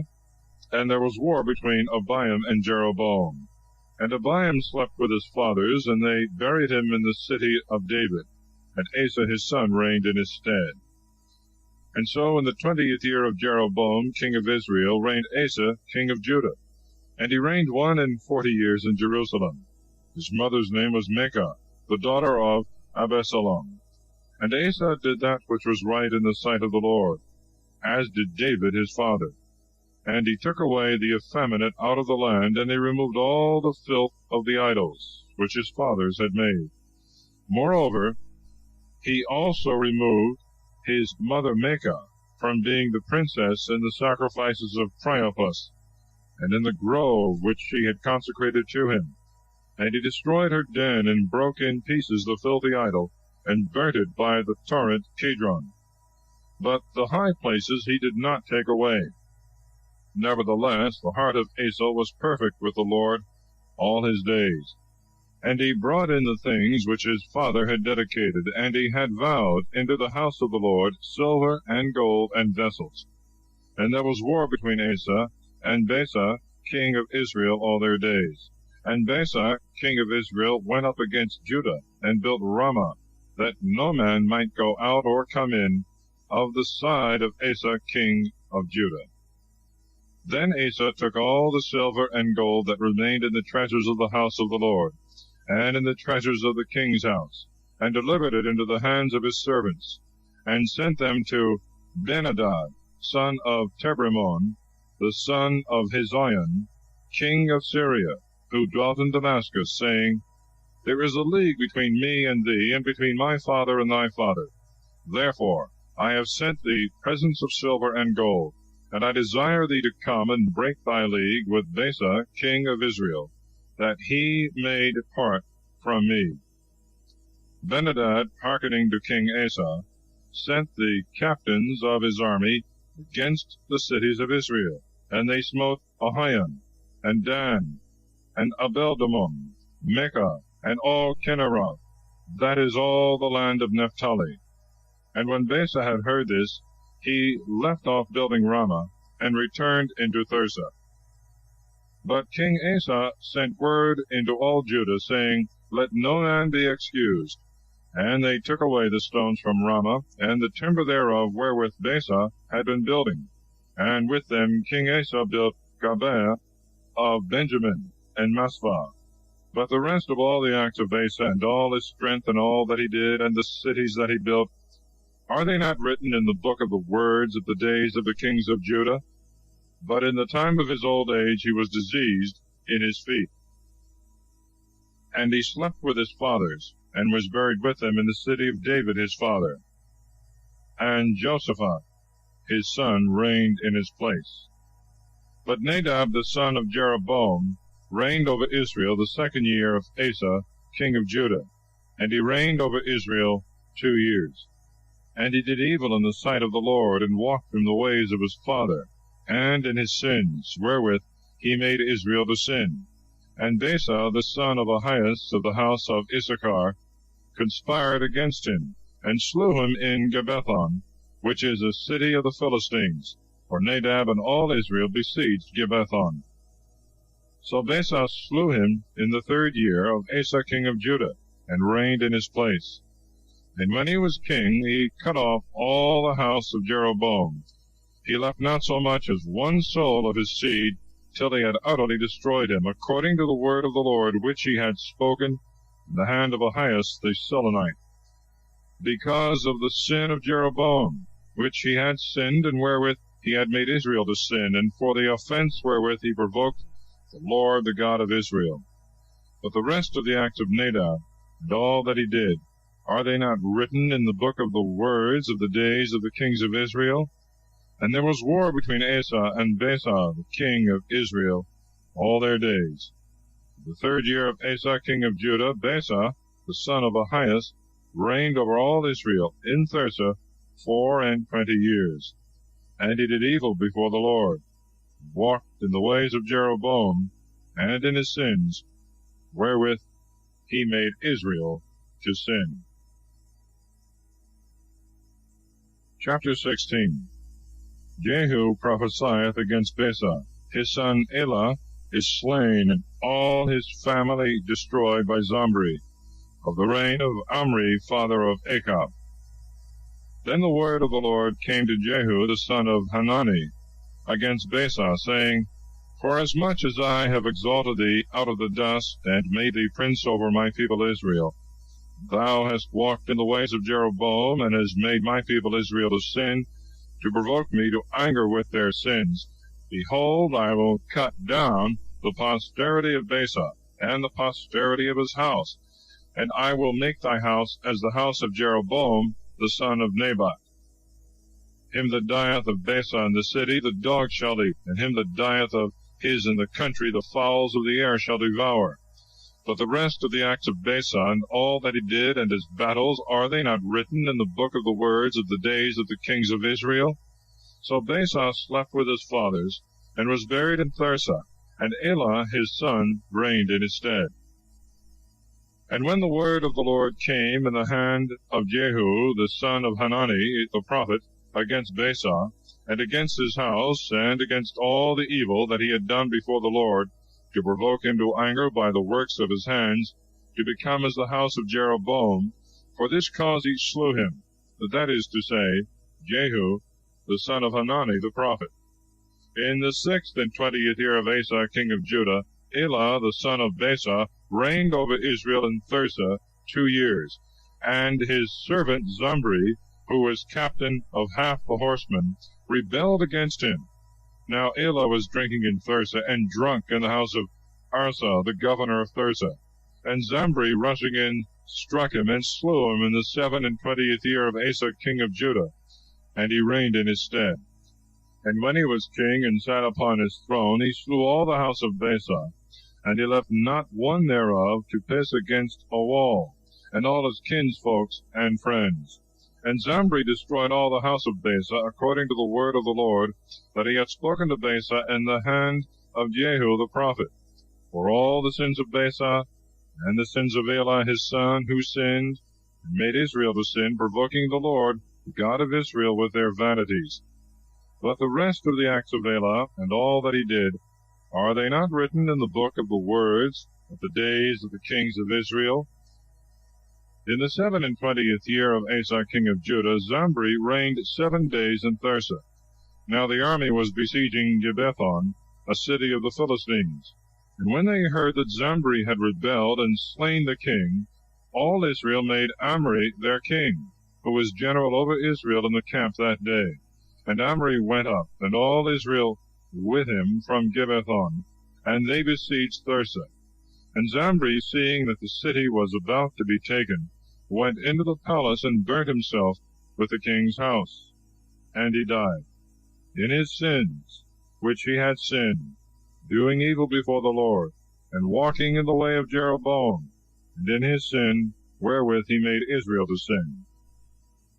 But the rest of the acts of Zomri, and of his conspiracy and tyranny, are they not written in the book of the words of the days of the kings of Israel? Then were the people of Israel divided into two parts. One half of the people followed Thebni, the son of Gineth, to make him king. One half followed Amri. But the people that were with Amri prevailed over the people that followed Thebni, the son of Gineth, and Thebni died, and Amri reigned. In the 31st year of Asa king of Judah, Amri reigned over Israel 12 years. In Thirsa he reigned 6 years. And he bought the hill of Samaria in Semer for 2 talents of silver. And he built upon it, and he called the city which he built Samaria, after the name of Semer, the owner of the hill. And Amri did evil in the sight of the Lord, and acted wickedly above all that were before him. And he walked in all the way of Jeroboam the son of Nebat, and in his sins wherewith he made Israel to sin, to provoke the Lord the God of Israel to anger with their vanities. Now the rest of the acts of Amri, and the battles he fought, are they not written in the book of the words of the days of the kings of Israel? And Amri slept with his fathers, and was buried in Samaria, and Achab his son reigned in his stead. Now Achab the son of Amri reigned over Israel in the 38th year of Asa king of Judah. And Achab the son of Amri reigned over Israel in Samaria 22 years. And Achab the son of Amri did evil in the sight of the Lord above all that were before him. Nor was it enough for him to walk in the sins of Jeroboam the son of Nebat, but he also took to wife Jezebel, daughter of Ithbaal, king of the Sidonians. And he went and served Baal, and adored him. And he set up an altar for Baal in the temple of Baal, which he had built in Samaria. And he planted a grove. And Achab did more to provoke the Lord, the God of Israel, than all the kings of Israel that were before him. In his days, Hiel of Bethel built Jericho. In Abiram, his firstborn, he laid his foundations. And in his youngest son, Segub, he set up the gates thereof, according to the word of the Lord, which he spoke in the hand of Joshua, the son of Nun. Chapter 17. Elias shutteth up the heaven from raining. He is fed by ravens, and afterwards by a widow of Sarepta. He raiseth the widow's son to life. And Elias the Thisbite of the inhabitants of Gilad said to Achab, As the Lord liveth, the God of Israel, in whose sight I stand, there shall not be dew nor rain these years, but according to the words of my mouth.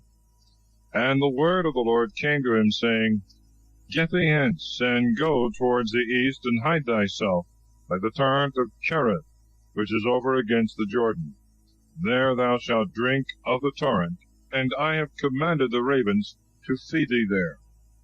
So he went and did according to the word of the Lord. And going he dwelt by the torrent Cherith, which is over against the Jordan. And the ravens brought him bread and flesh in the morning, and bread and flesh in the evening, and he drank of the torrent.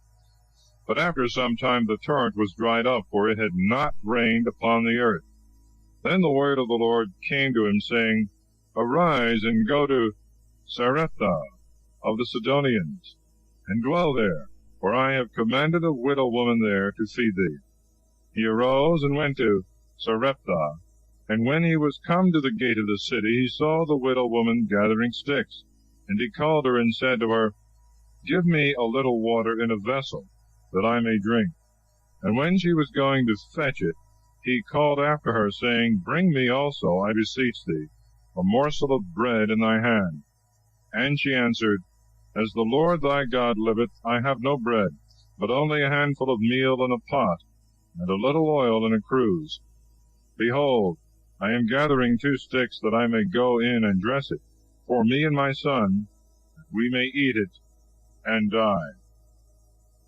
And Elias said to her, Fear not, but go and do as thou hast said. But first make for me of the same meal a little hearth cake, and bring it to me, and after make for thyself and thy son. For thus saith the Lord the God of Israel, The pot of meal shall not waste, nor the cruse of oil be diminished, until the day wherein the Lord will give rain upon the face of the earth. She went and did according to the word of Elias, and he ate, and she and her house. And from that day the pot of meal wasted not, and the cruse of oil was not diminished, according to the word of the Lord, which he spoke in the hand of Elias. And it came to pass after this, that the son of the woman, the mistress of the house, fell sick, and the sickness was very grievous, so that there was no breath left in him. And she said to Elias, What have I to do with thee, thou man of God? Art thou come to me that my iniquities should be remembered, and that thou shouldst kill my son? And Elias said to her, Give me thy son. And he took him out of her bosom, and carried him into the upper chamber where he abode, and laid him upon his own bed.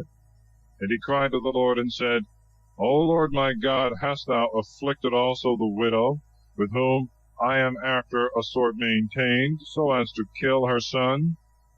And he stretched and measured himself upon the child 3 times, and cried to the Lord, and said, O Lord my God, let the soul of this child, I beseech thee, return into his body.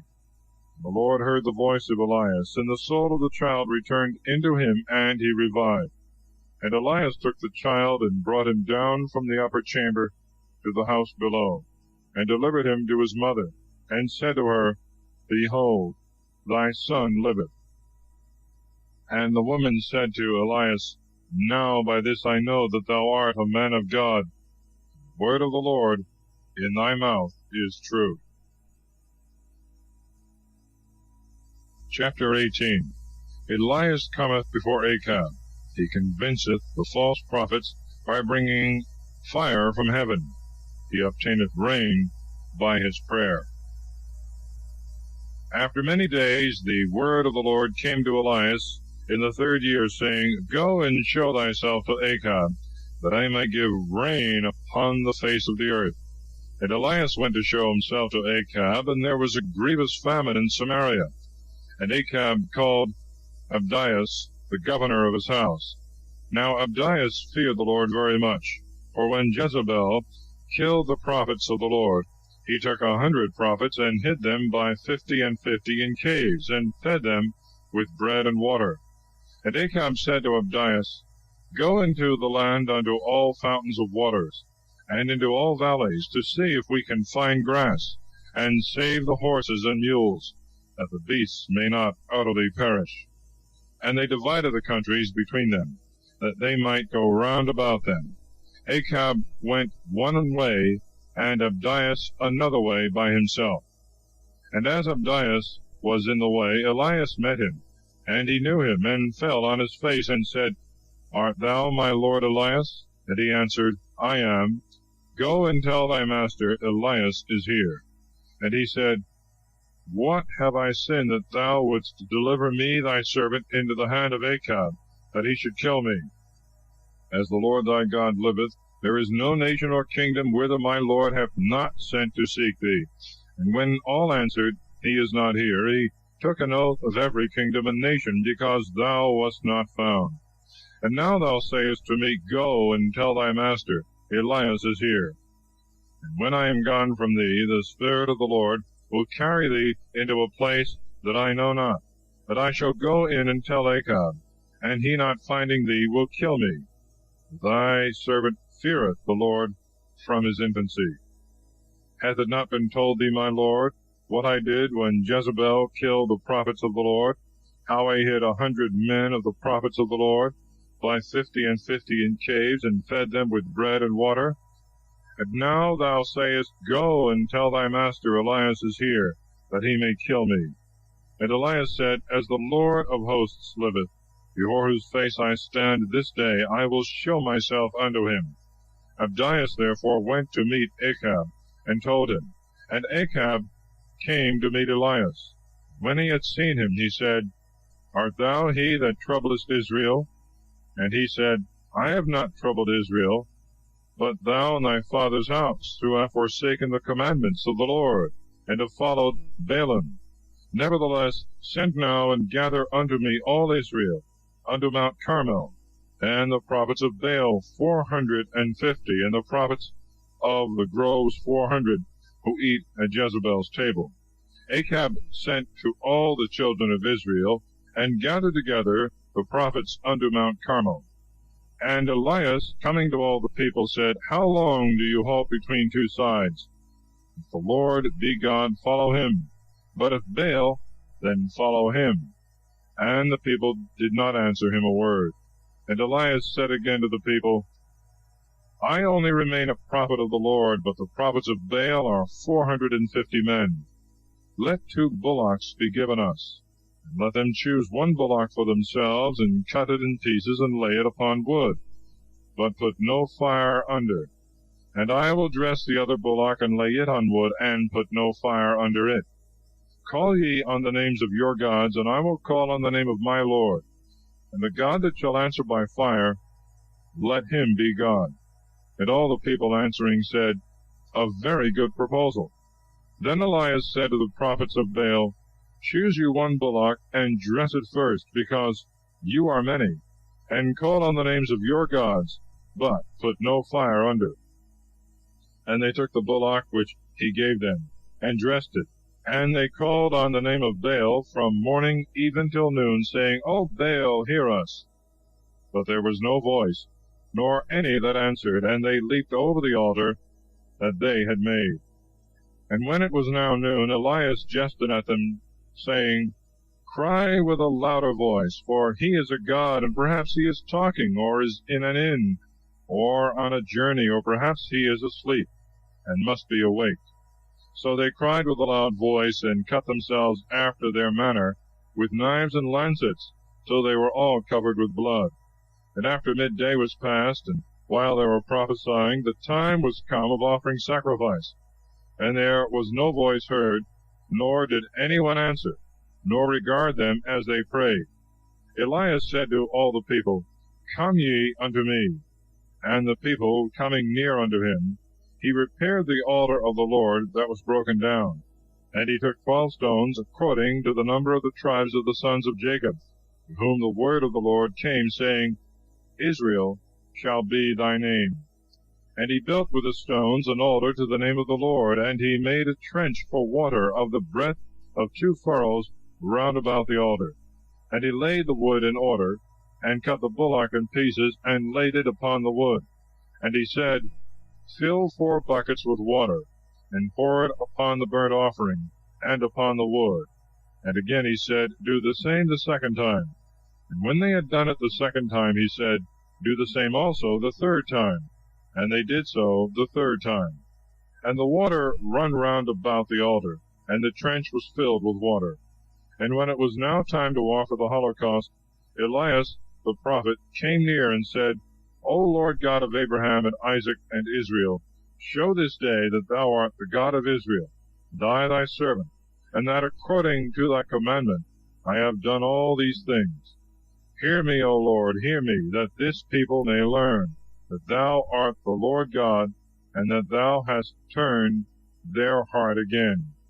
Then the fire of the Lord fell and consumed the holocaust, and the wood, and the stones, and the dust, and licked up the water that was in the trench. And when all the people saw this, they fell on their faces, and they said, The Lord, he is God. The Lord, he is God. And Elias said to them, Take the prophets of Baal, and let not one of them escape. When they had taken them, Elias brought them down to the torrent Kishon, and killed them there. And Elias said to Achab, Go up, eat and drink, for there is a sound of abundance of rain. Achab went up to eat and drink, and Elias went up to the top of Carmel, and casting himself down upon the earth, put his face between his knees, and he said to his servants, Go up and look toward the sea. And he went up and looked, and said, There is nothing. And again he said to him, Return 7 times. And at the 7th time, behold, a little cloud rose out of the sea like a man's foot. And he said, Go up and say to Achab, Prepare thy chariot, and go down, lest the rain prevent thee. And while he turned himself this way and that way, behold, the heavens grew dark with clouds and wind, and there fell a great rain. Achab getting up, went away to Jezreel. And the hand of the Lord was upon Elias, and he girded up his loins, and ran before Achab, till he came to Jezreel. Chapter 19. Elias, fleeing from Jezebel, is fed by an angel in the desert. By the strength of that food walketh 40 days, till he cometh to Horeb, where he hath a vision of God. And Achab told Jezebel all that Elias had done, and how he had slain all the prophets with the sword. And Jezebel sent a messenger to Elias, saying, Such and such things may the gods do to me, and add still more, if by this hour tomorrow I make not thy life as the life of one of them. Then Elias was afraid, and rising up, he went whithersoever he had a mind. And he came to Bersabee of Judah, and left his servant there. And he went forward 1 day's journey into the desert. And when he was there, and sat under a juniper tree, he requested for his soul that he might die, and said, It is enough for me, Lord, take away my soul, for I am no better than my fathers. And he cast himself down, and slept in the shadow of the juniper tree. And behold, an angel of the Lord touched him, and said to him, Arise and eat. He looked, and behold, there was at his head a hearth cake, and a vessel of water. And he ate and drank, and he fell asleep again. And the angel of the Lord came again the second time, and touched him, and said to him, Arise, eat, for thou hast yet a great way to go. And he arose, and ate, and drank, and walked in the strength of that food 40 days and 40 nights, unto the mount of God, Horeb. And when he was come thither, he abode in a cave, and behold, the word of the Lord came unto him. And he said to him, What dost thou here, Elias? And he answered, With zeal have I been zealous for the Lord God of hosts, for the children of Israel have forsaken thy covenant. They have thrown down thy altars, they have slain thy prophets with the sword, and I alone am left, and they seek my life to take it away. And he said to him, Go forth, and stand upon the mount before the Lord. And behold, the Lord passeth, and a great and strong wind before the Lord, overthrowing the mountains, and breaking the rocks in pieces. The Lord is not in the wind, and after the wind an earthquake.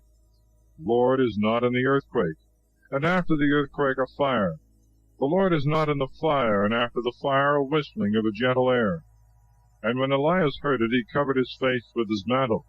Coming forth stood in the entering in of the cave, and behold, a voice unto him, saying, What dost thou here, Elias? And he answered, With zeal have I been zealous for the Lord God of hosts, because the children of Israel have forsaken thy covenant. They have destroyed thy altars, they have slain thy prophets with the sword, and I alone am left, and they seek my life to take it away. And the Lord said to him, Go and return on thy way through the desert to Damascus. When thou art come thither, thou shalt anoint Hazael to be king over Syria. And thou shalt anoint Jehu, the son of Nimshi, to be king over Israel, and Eliseus, the son of Shaphat, of Abel-Meholah, thou shalt anoint to be prophet in thy room. And it shall come to pass that whosoever shall escape the sword of Hazael shall be slain by Jehu, and whosoever shall escape the sword of Jehu shall be slain by Eliseus. And I will leave me 7,000 men in Israel, whose knees have not been bowed before Baal, and every mouth that hath not worshipped him, kissing the hands. And Elias, departing from thence, found Eliseus, the son of Shaphat, plowing with 12 yoke of oxen, and he was one of them that were plowing with 12 yoke of oxen. And when Elias came up to him, he cast his mantle upon him. And he forthwith left the oxen, and ran after Elias, and said, Let me, I pray thee, kiss my father and my mother, and then I will follow thee. And he said to him, Go and return back, for that which was my part I have done to thee. And returning back from him, he took a yoke of oxen, and killed them, and boiled the flesh with the plow of the oxen, and gave to the people, and they ate. Rising up, he went away, and fought Elias, and ministered to him. Chapter 20. The Syrians besiege Samaria. They are twice defeated by Achab, who is reprehended by a prophet for letting Ben-hadad go. And Ben-hadad, king of Syria, gathered together all his host, and there were 32 kings with him, and horses and chariots, and going up, he fought against Samaria and besieged it. And sending messengers to Achab, king of Israel, into the city, he said, Thus saith Ben-hadad, Thy silver and thy gold is mine, and thy wives, and thy goodliest children are mine. And the king of Israel answered, According to thy word, my lord, O king, I am thine, and all that I have.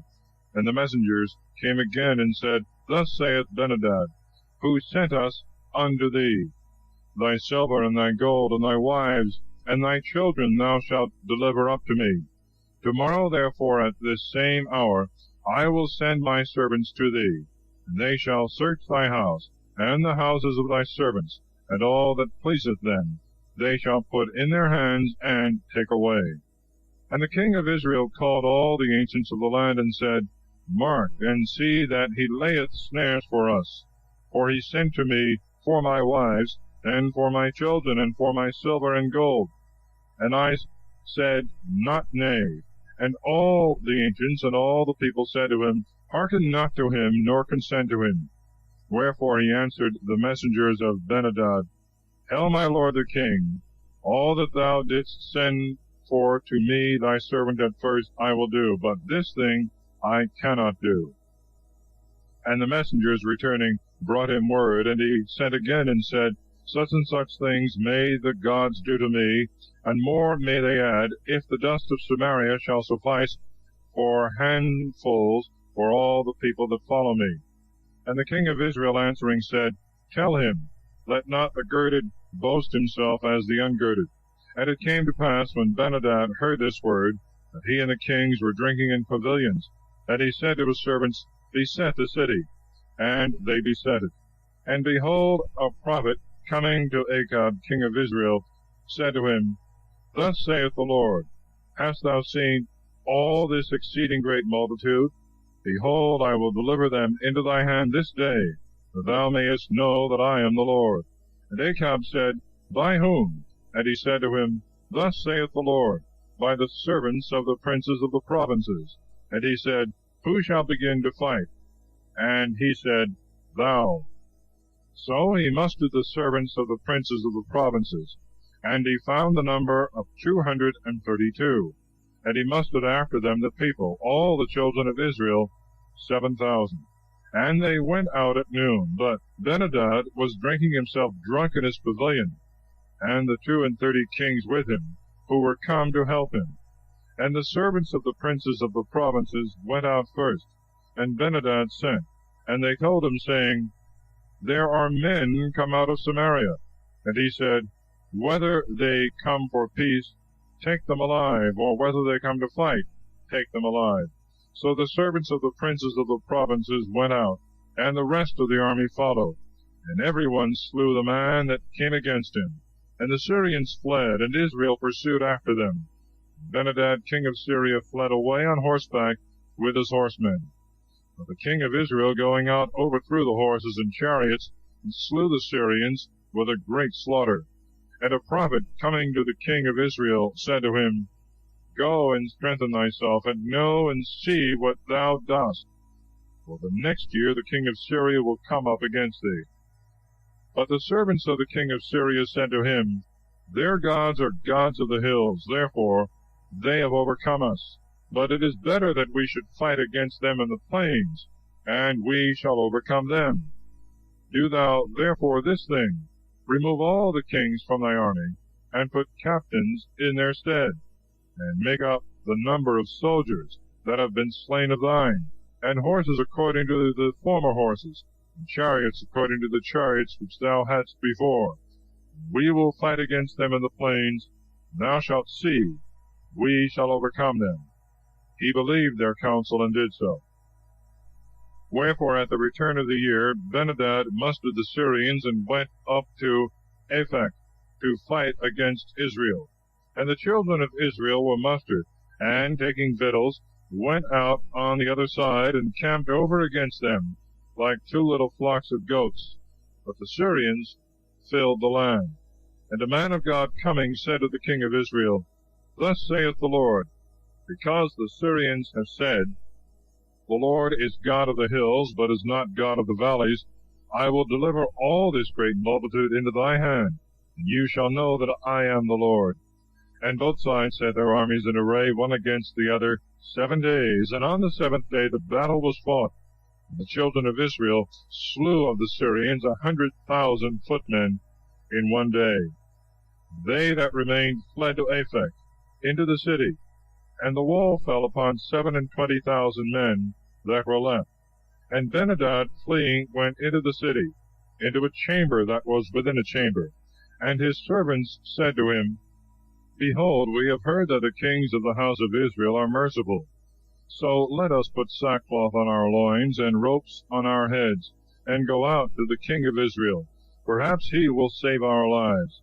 So they girded sackcloth on their loins, and put ropes on their heads, and came to the king of Israel, and said to him, Thy servant Benhadad saith, I beseech thee, let me have my life. And he said, If he be yet alive, he is my brother. The men took this for a sign, and in haste caught the word out of his mouth, and said, Thy brother Benhadad. And he said to them, Go and bring him to me. Then Benhadad came out to him, and he lifted him up into his chariot. And he said to him, The cities which my father took from thy father I will restore, and do thou make the streets in Damascus as my father made in Samaria. And having made a league, I will depart from thee. So he made a league with him, and let him go. Then a certain man of the sons of the prophets said to his companion in the word of the Lord, Strike me. But he would not strike. Then he said to him, Because thou wouldst not hearken to the word of the Lord, behold, thou shalt depart from me, and a lion shall slay thee. And when he was gone a little from him, a lion found him, and slew him. Then he found another man, and said to him, Strike me. And he struck him, and wounded him. So the prophet went, and met the king in the way, and disguised himself by sprinkling dust on his face and his eyes. And as the king passed by, he cried to the king, and said, Thy servant went out to fight hand to hand, and when a certain man was run away, one brought him to me, and said, Keep this man, and if he shall slip away, thy life shall be for his life, or thou shalt pay a talent of silver. And whilst I in a hurry turned this way and that, on a sudden he was not to be seen. The king of Israel said to him, This is thy judgment, which thyself hast decreed. But he forthwith wiped off the dust from his face. The king of Israel knew him, that he was one of the prophets. And he said to him, Thus saith the Lord, Because thou hast let go out of thy hand a man worthy of death, thy life shall be for his life, and thy people for his people.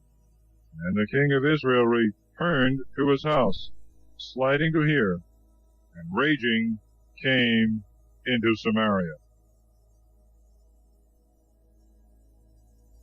Chapter 21. Naboth, for denying his vineyard to King Achab, is by Jezebel's commandment falsely accused and stoned to death, for which crime Elias denounceth to Achab the judgments of God. Upon his humbling himself, the sentence is mitigated. And after these things, Naboth the Jezreelite, who was in Jezreel, had at that time a vineyard near the palace of Achab, king of Samaria. And Achab spoke to Naboth, saying, Give me thy vineyard, that I may make me a garden of herbs, because it is nigh and adjoining to my house, and I will give thee for it a better vineyard. Or if thou think it more convenient for thee, I will give thee the worth of it in money. Naboth answered him, The Lord be merciful to me, and not let me give thee the inheritance of my fathers. And Achab came into his house angry and fretting because of the word that Naboth the Jezreelite had spoken to him, saying, I will not give thee the inheritance of my fathers. And casting himself upon his bed, he turned away his face to the wall, and would eat no bread. And Jezebel his wife went in to him, and said to him, What is the matter that thy soul is so grieved, and why eatest thou no bread? And he answered her, I spoke to Naboth the Jezreelite, and said to him, Give me thy vineyard, and take money for it, or, if it please thee, I will give thee a better vineyard for it. And he said, I will not give thee my vineyard. Then Jezebel his wife said to him, Thou art of great authority indeed, and governest well the kingdom of Israel. Arise and eat bread, and be of good cheer. I will give thee the vineyard of Naboth the Jezreelite. So she wrote letters in Achab's name, and sealed them with his ring, and sent them to the ancients and the chief men that were in his city, and that dwelt with Naboth. And this was the tenor of the letters: Proclaim a fast, and make Naboth sit among the chief of the people, and suborn 2 men, sons of Belial, against him, and let them bear false witness, that he hath blasphemed God and the king, and then carry him out, and stone him, and so let him die. And the men of his city, the ancients and nobles, that dwelt with him in the city, did as Jezebel had commanded them, and as it was written in the letters which she had sent to them. They proclaimed a fast, and made Naboth sit among the chief of the people. And bringing 2 men, sons of the devil, they made them sit against him. And they, like men of the devil, bore witness against him before the people, saying, Naboth hath blasphemed God and the king. Wherefore they brought him forth without the city, and stoned him to death. And they sent to Jezebel, saying, Naboth is stoned, and is dead. And it came to pass, when Jezebel heard that Naboth was stoned and dead, that she said to Achab, Arise, and take possession of the vineyard of Naboth the Jezreelite, who would not agree with thee, and give it thee for money, for Naboth is not alive, but dead. And when Achab heard this, to wit, that Naboth was dead, he arose, and went down to the vineyard of Naboth the Jezreelite, to take possession of it. And the word of the Lord came to Elias the Thisbite, saying, Arise, and go down to meet Achab, king of Israel, who is in Samaria. Behold, he is going down to the vineyard of Naboth, to take possession of it. And thou shalt speak to him, saying, Thus saith the Lord, Thou hast slain, moreover also thou hast taken possession. But after these words thou shalt add, Thus saith the Lord, In this place, wherein the dogs have licked the blood of Naboth, they shall lick thy blood also. And Achab said to Elias, Hast thou found me thy enemy? He said, I have found thee, because thou art sold to do evil in the sight of the Lord.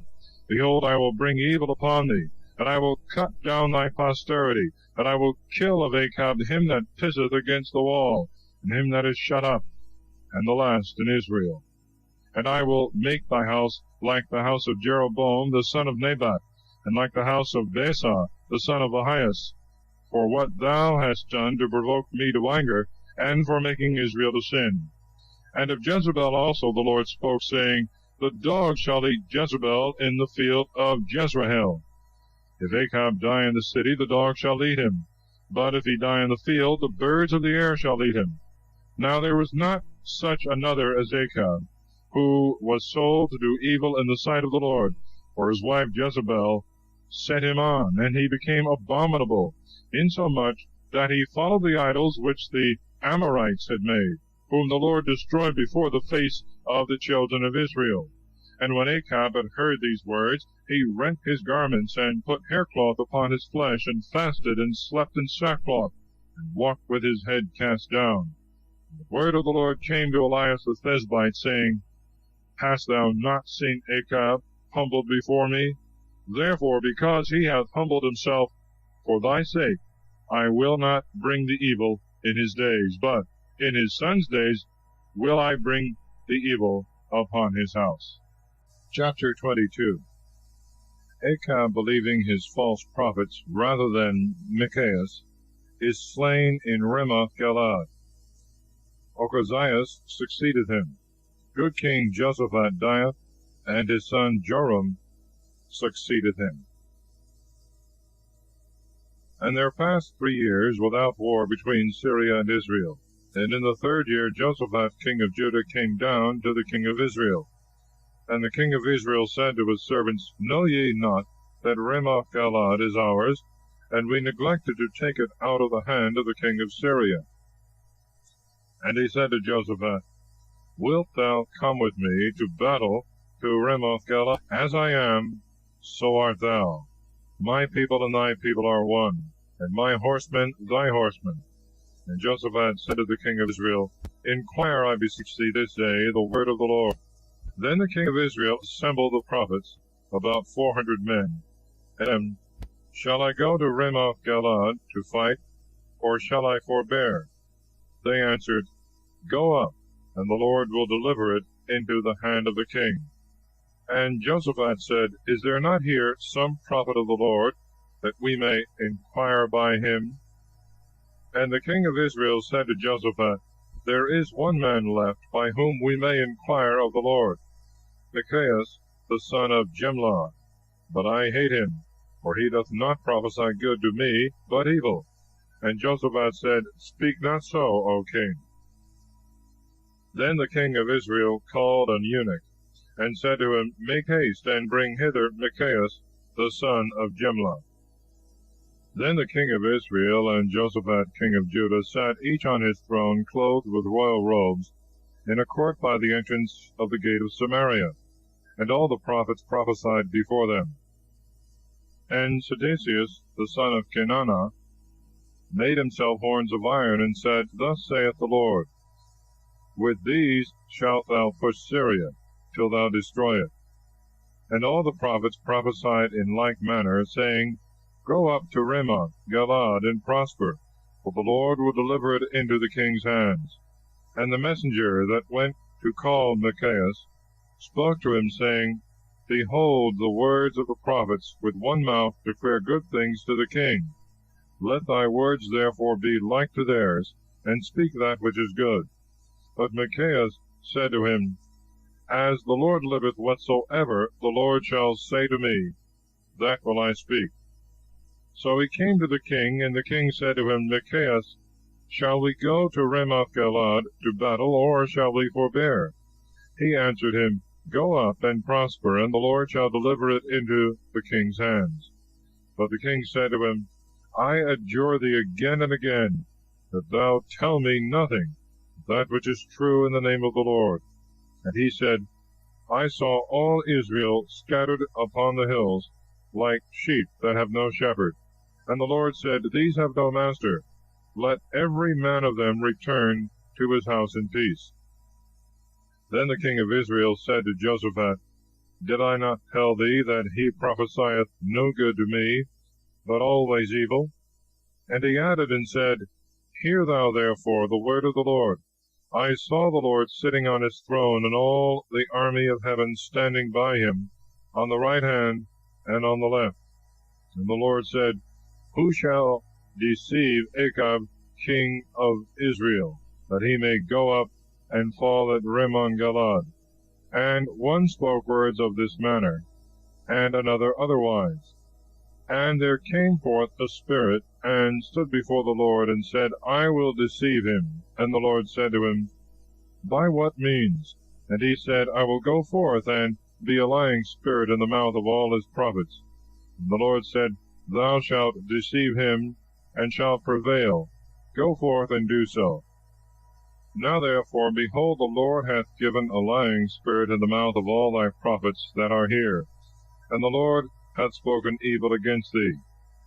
And Sedecius, the son of Kenana, came and struck Micaias on the cheek, and said, Hath then the Spirit of the Lord left me, and spoke to thee? And Micaias said, Thou shalt see in the day when thou shalt go into a chamber, within a chamber, to hide thyself. And the king of Israel said, Take Micaias, and let him abide with Ammon, the governor of the city, and with Joash, the son of Amalek. And tell them, Thus saith the king, Put this man in prison, and feed him with bread of affliction, and water of distress, till I return in peace. And Micaias said, If thou return in peace, the Lord hath not spoken by me. And he said, Hear, all ye people. So the king of Israel and Jehoshaphat, king of Judah, went up to Ramoth-Gilead. The king of Israel said to Jehoshaphat, Take armor, and go into the battle. Put on thy own garments. But the king of Israel changed his dress, and went into the battle. And the king of Syria had commanded the 32 captains of the chariots, saying, You shall not fight against any, small or great, but against the king of Israel only. So when the captains of the chariots saw Jehoshaphat, they suspected that he was the king of Israel, and making a violent assault, they fought against him. And Jehoshaphat cried out, and the captains of the chariots perceived that he was not the king of Israel, and they turned away from him. And a certain man bent his bow, shooting at a venture, and chanced to strike the king of Israel between the lungs and the stomach. But he said to the driver of his chariot, Turn thy hand, and carry me out of the army, for I am grievously wounded. The battle was fought that day, and the king of Israel stood in his chariot against the Syrians, and he died in the evening. And the blood ran out of the wound into the midst of the chariot. And the herald proclaimed through all the army before the sun set, saying, Let every man return to his own city and to his own country.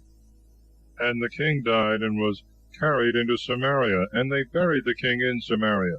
And they washed his chariot in the pool of Samaria, and the dogs licked up his blood, and they washed the reins according to the word of the Lord which he had spoken. But the rest of the acts of Achab, and all that he did, and the house of ivory that he made, and all the cities that he built, are they not written in the book of the words of the days of the kings of Israel? So Achab slept with his fathers, and Ochazias his son reigned in his stead.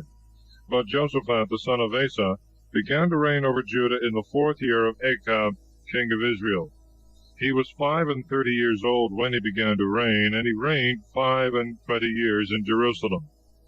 The name of his mother was Azubah, the daughter of Salai. And he walked in all the way of Asa his father, and he declined not from it, and he did that which was right in the sight of the Lord. Nevertheless, he took not away the high places, for as yet the people offered sacrifices and burnt incense in the high places. Jehoshaphat had peace with the king of Israel. But the rest of the acts of Jehoshaphat, and his works which he did, and his battles, are they not written in the book of the words of the days of the kings of Judah? And the remnant also of the effeminate, who remained in the days of Asa his father, he took out of the land. And there was then no king appointed in Edom. But King Jehoshaphat made navies on the sea to sail into Ophir for gold, but they could not go, for the ships were broken in Ezion-Gaber. Then Ochazias the son of Achab said to Jehoshaphat, Let my servants go with thy servants in the ships. And Jehoshaphat would not. And Jehoshaphat slept with his fathers, and was buried with them in the city of David his father. And Joram his son reigned in his stead. And Ochazias the son of Achab began to reign over Israel in Samaria, in the 17th year of Jehoshaphat king of Judah, and he reigned over Israel 2 years. And he did evil in the sight of the Lord, and walked in the way of his father and his mother, and in the way of Jeroboam the son of Nebat, who made Israel to sin. He served also Baal, and worshipped him, and provoked the Lord the God of Israel, according to all that his father had done. Thus ends the 3rd book of Kings.